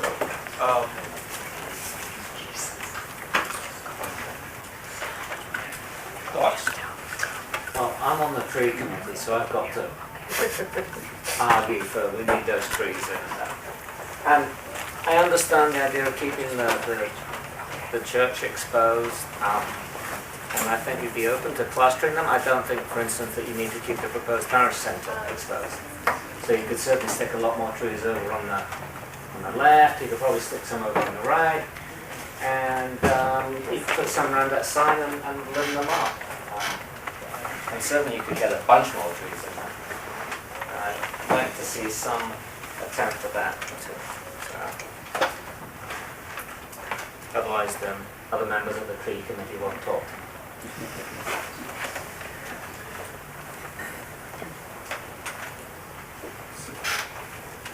I could support what Andrew said. As So- a former member of the tree committee. Former member of the tree committee. So, I mean, Rick, is there ways, I know there's places you could put them. I mean, so clumping them, or, the idea is not, I think it's right, we're not trying to obscure or hide the church or the rectory, but the goal, the long-term goal of all projects in all of Northampton is the same metric of 1 tree per 30 feet. If you had a 4-foot tree limit, I would agree. Well, no, I mean, this is the same thing. I understand it does not distinguish, it just says frontage. Right. And, I mean, But if we could have done it, we would have complied, obviously. But to meet what the church's requirements were, the plan was drawn this way. If 13 trees, which is, or 12 trees is required, and it met the church's requirements, the plan would have 12 trees. We don't come here to make this an issue for you. We know it's an issue coming. But the idea was to design the church and the rectory and the site in a way that fulfills the church's function. So it wasn't like we said, leave the trees off because we want to have a fight with the planning board. It was discussed knowing that it does not meet your requirements. And you understand the reason, which is why the green space was added and the rest. Right, but I think, and I understand the reasoning, but I don't understand why 3 or 4 more trees in front of the Parish Center does not fulfill the church's mission. Or clumping a couple more to the right or sticking one by the sign somehow impedes the church's mission. I think we, as a board, should be as consistent as we can. And I don't see that the requirement for the trees at 1 per 30 feet is unduly burdensome. No, I'm upset my piece. I want to see the trees. Anybody else? Yeah, I think that's, I mean, I think we're gonna wanna see more trees. That's gonna be an issue. Can it, Adam, Adam Cohen, I live on North Street. As a pedestrian, I walk along that side of King Street often. I would certainly appreciate more street trees. It gets very hot in the summer. There's going to be a very large parking lot there which will radiate heat. I think some additional trees will help offset that issue. Thanks. Right, and so, I think we're gonna put a condition on the plan that we're gonna wanna see, do we wanna say a number? Do you wanna say 12? I think it's 390. I'd like to give them credit for the ones that are going in the middle of the parking lot, because I'm really curious about those. Yep. I'm willing to back the case. So that would, if there's 4 going in the parking lot, then we're looking at 8 along the front. Which 4 exists, so we'll have 4 more? Well, there's gonna be 4 more, we're adding 2 new parking islands with trees. There's trees in the parking islands back there. We're talking about the trees in this parking island here. So, what Devin is saying is, Those aren't street trees, though. Yeah. there's 2 maples in there. Okay, I'm not saying we have to have 12 trees. But they're shrubs, I mean, those are the- Yeah, they're meeting the parking lot standards for trees, so they don't necessarily have to be trees. I think they should be along the street. So these are, yeah, these are elms, 2 elms in here. 4 on, I mean, even if you counted these as 2, those 4 is 6. And there's even, I'm not sure if that one's going to qualify, it'd be 7. So, that one's Well, close enough. Yeah, by the tree committee standards, only the 4 along the front, I think, would qualify, and even then, maybe only 3 of them. But I'm willing to take the 2 at the front of the parking lot and count them into a total and just require another 7. So, 6, 2, is that right? 4, Yeah, 6. And 7 makes 13.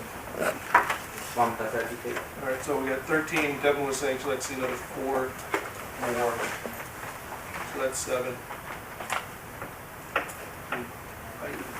Catherine, you're smiling. I know, this is, I know, this gets down to the nitty gritty. Okay, Franny? seems like requiring 4 more would be reasonable. Yeah, I mean, going up to 7, I mean, I could, we still have one more issue to discuss, which is the bike path, so I'd like to move through this one as fast as we can, because it's almost 9 o'clock. So 4 more, I'm okay with 4 more, kind of the 6 that are there. So,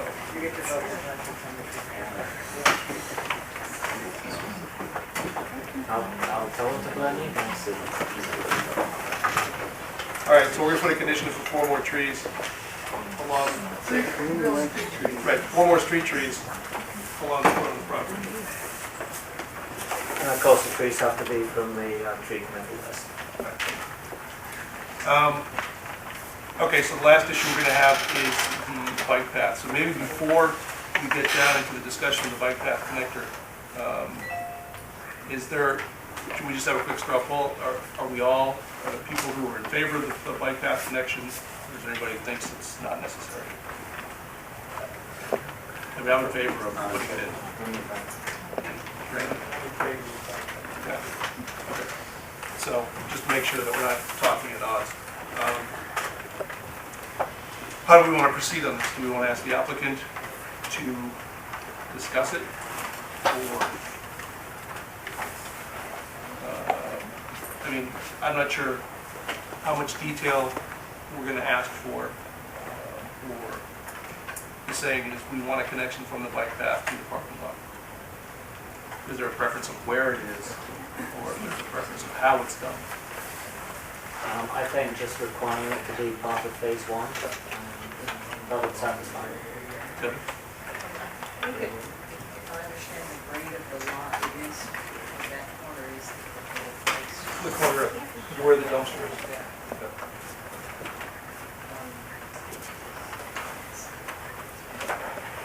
One thing about that dumpster, if you moved it over so that it was aligned with the next opening between the trees.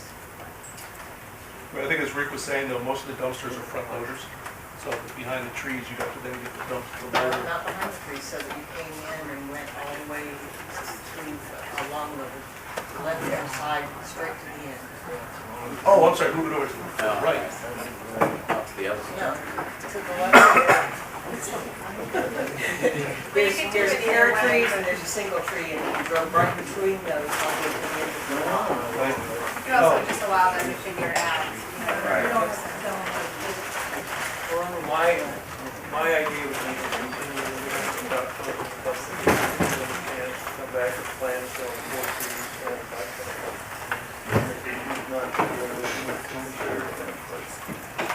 Could we add Mark's idea of with the bike connection being some more bike loops up near where the access is?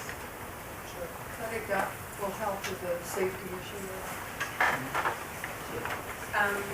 They did have going back, before September, the issue of the bike path connection was on the table, so it's not a new issue. So I don't know what continuing would do. Give people a chance to design it. I mean, I don't think they can design it on the spot. And the stone walls. But I think the staff's comments were in order to provide separated, safe, non-vehicular access for parishioners to the site, 6 foot wide bituminous connection from the parking lot to the garage shall be installed in accordance with DPW standards on the property or at property owner's choice on abutting property prior to certificate of occupancy. I think that's what it was before, that's what it should be. But I like Andrew's suggesting that should be part of phase 1. As opposed to CF.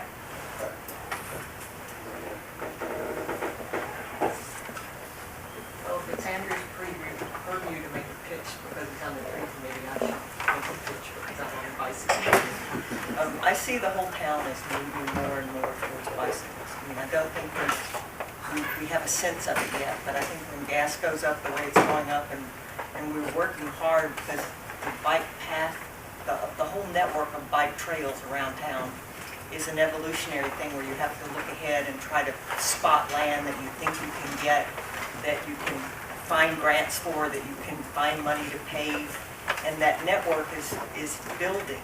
And I think that's going to move more traffic onto the bike path. So I I wouldn't want you to think that it's just a recreational issue. I mean, I see it as much more than that. I see it as an alternative to a street in the future.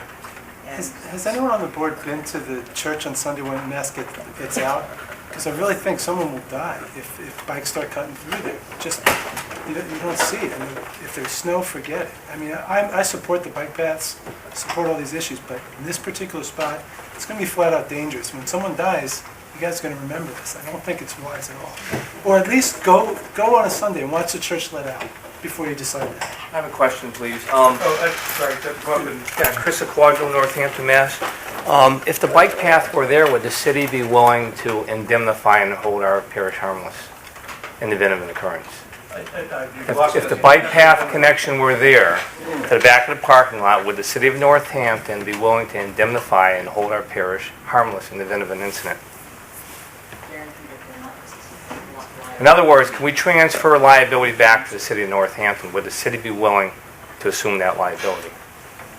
We've never done that for any. No, there's statutory language I can speak to it about bike path connection, but I think the issue in safety is, I'm not sure if I'm quite understanding it, but if people are exiting the parish hall or what have you, the cyclists who came by bicycle are also exiting at the same time, so the conflict, I thought I was hearing a perceived conflict of people from the public whizzing through the lot while parishioners are leaving, but in fact, everyone's going to be leaving at the same time. If we could transfer the risk, that would be, a major issue. Yeah. I don't think there is a risk. Well, there's a risk to us as a parish, because we're the ones that would be, in the event of a suit coming up, we'd be the ones that would be assuming that. The way it's been done before is to just deed it to the city. Deed the connector. Do you mean there's other places in town that have deeded the bike connectors to the city? Yeah, various access and easements, yeah. Well, if it's a public access. They would deed it to the city. Right, there's. I'm not saying that we agree with it. I mean, it already was the point. We prefer you make it a condition, not send it back to agree, because that already has been gone over. But if you make it a condition, to answer Mr. Quadro's question, and much of the church's concern. I think the consensus of the board is we're going to leave it in as a condition. So I understood that. So if your decision is after the permit to then decide to grant easement back to the city. Deed it to the city. Deed it to the city. Yeah, but the city doesn't have to accept it. Right. Exactly. We're part of the condition. I can't. So I guess what I'm saying is I can't speak to whether or not the city would do that. You can't speak to council. No, I can't speak for the city council. I'm not quite sure why the liability issue is so much different than having bicycles riding on the access points from King Street, or even pedestrians in the parking lot. They have to walk to their cars too. I don't think it's an issue. Right, I think I want to, in order to speed this on, I think the consensus of the board is to leave the condition in. So we'll leave it to the applicant as to how they are going to handle it going forward. So, I guess my question is, are there any other technical aspects of the plan that we have to address by Mark? The only issue was in the staff comments about the potential traffic waiver, it's the use change to functions that occur during peak periods and so forth, if we made that a condition as well. Have you seen these, the staff comments? Yes. Yes. Can you read the comment again one more time? Plans include traffic waiver based on limited weekday use of the new building. The days of the week in which the building is used changes to functions that occur during the PM peak periods, Monday through Friday, for at least 50% of the functions. Traffic mitigation will be required in accordance with the increase in peak trips generated as described in the zoning. And so the question on that is, you want to Just to make that a condition. Okay. Sure, Right now it shows limited use, and if that use changes, then they'd have to provide traffic mitigation. So I can read the conditions as we have them, the staff recommendation. So the conditions we have right now are tree protection measures shall be installed prior to any site work for trees at the entrance. We talked about that. Upon completion of the first phase and upon completion of the second phase with parking, the applicant shall submit a stamped lighting plan showing the installed light levels comply with zoning and plans shown for CB. We talked about that. Water and sewer line connections shall be made in accordance with the DPW standards, which is the purview of the DPW. Final plans incorporating conditions herein shall be stamped and submitted prior to any work on the site. To meet the criteria in 350-8.9F, a landscape island shall be installed separating the rows of parked vehicles at the center of the lot south of the church building. I think we talked about that, and we talked about doing 2 of them. Right. And did you said it's 2 with the width of 2 parking spaces each, is that right? I'm not sure. No, what we were considering is 1 parking space wide, 2 deep, 2 of those. Okay. With trees or planting. Or shrubs. Won't that increase the difficulty in removing snow? Sorry, I don't know who's talking. If you want to come up and address us, state your name.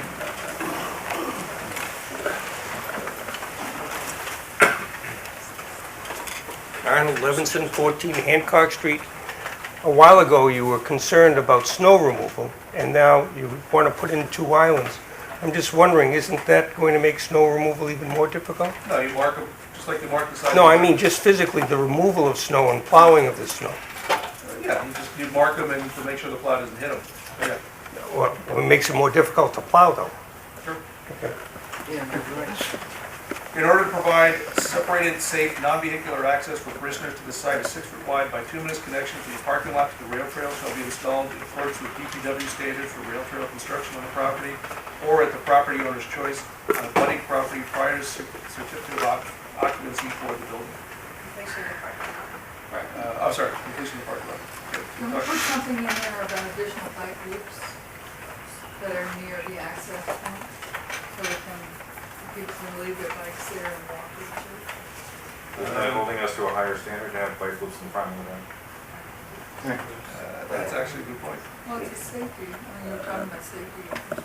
Right, I think to address the concerns that some people raised about whether or not bikes go into the parking lot, that might be part of you guys when you do the design, if you want to put the loops there, if you think that's going to alleviate any concerns of people riding through it. But do people feel strongly that we have to put the loops at the end of the bike connector? I think it's a good idea, but I don't know that we need to make it a condition. Make it a recommendation. I think, yeah, the further recommendation. Plans include traffic waiver, this is one Mark just read. Approval of the layout of the parking lot and the 2 curb cuts is contingent on the rail trail access being provided. At the applicant's choice, if they find the rail trail connection impossible, they can request an amended approval of the planning board showing no rail trail connection, but instead showing only 1 curb cut and improved pedestrian and bicycle connection on the site. And there's one other one? 2, snow shall be plowed to the rear of the site. Lights shall be turned off within 1 hour after the last function, and no more than 4 pole lights shall remain on during the night. And trees? And the 4 additional street trees shall be planted along the street frontage, and species shall be selected from the tree committee.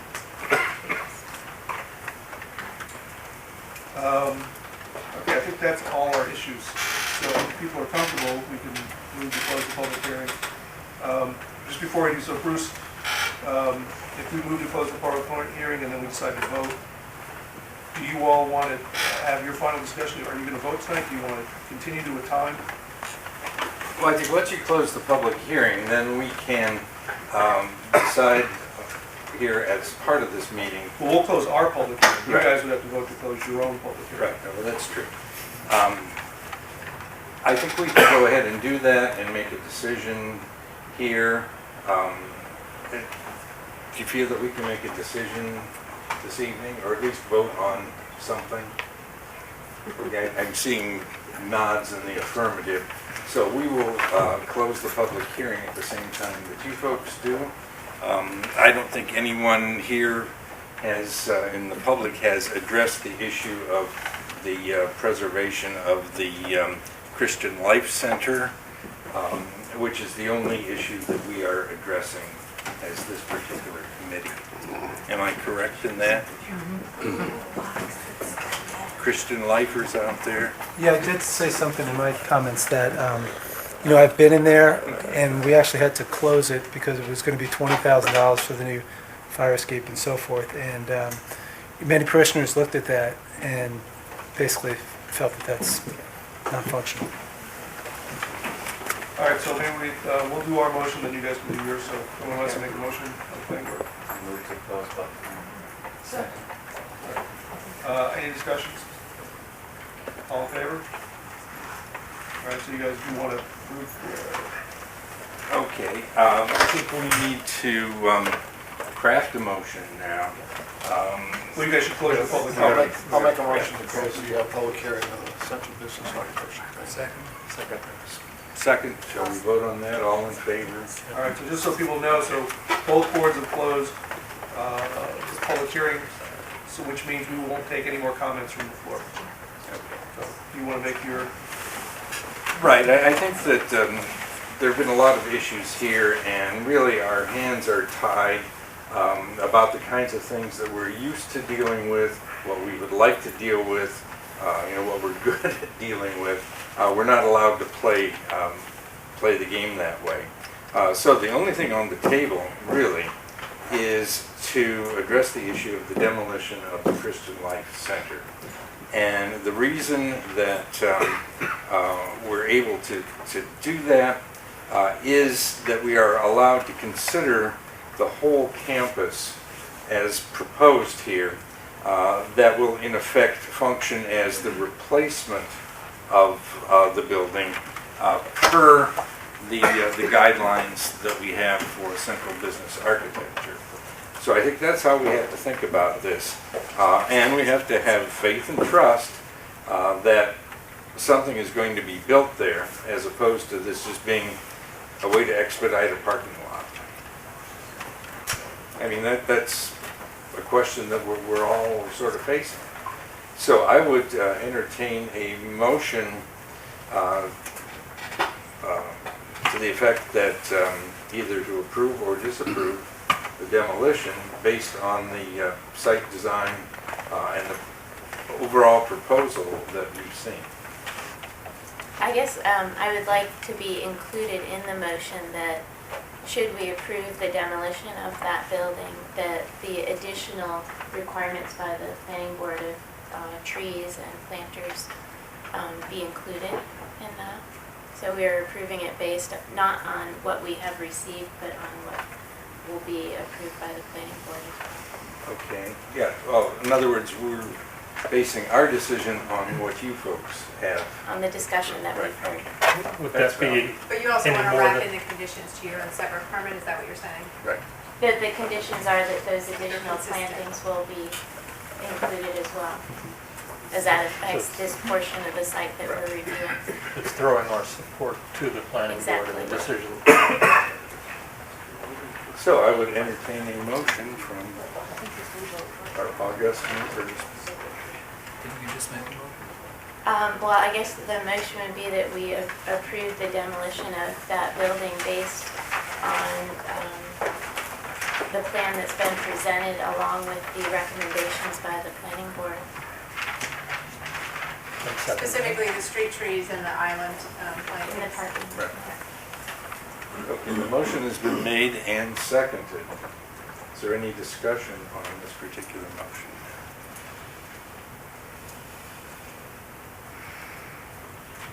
Hearing none, I think we can move to a vote. Do you understand what the motion is so that the minutes will reflect this? Okay, all those in favor? All those not in favor? Abstain. We have one abstention, so the minutes shall note the one abstention. Anybody want to make the motion for us? I'll try to mark it. I understand on this issue of the British rock, so I feel it's a tremendous dilemma about we're voting these conditions. You could abstain, but you've been abstaining for reasons we couldn't That vote we yes or no can't do for anyway. yeah. So I don't think it would be the recommended abstain. Seems really unfortunate. We mean, you could choose to vote no for that reason, but I think abstaining would be the wrong thing. So Mark can't vote, so there's 1, 2, 3, 4, 5, Russ can vote, so there's 3 votes needed to pass. So,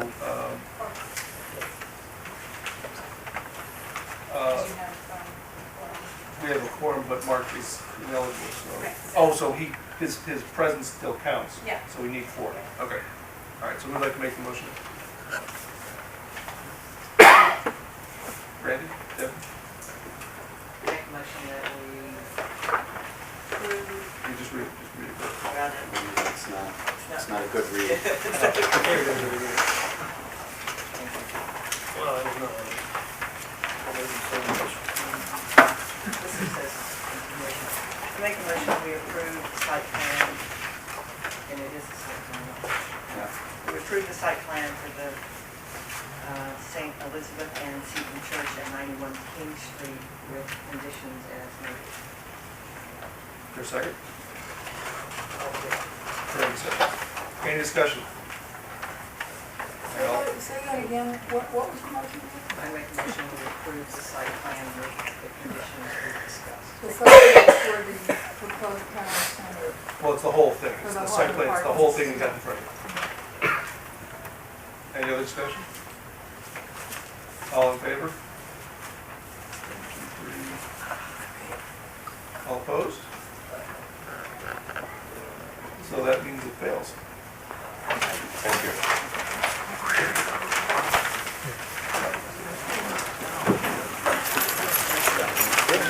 Guys, it's right down Northampton.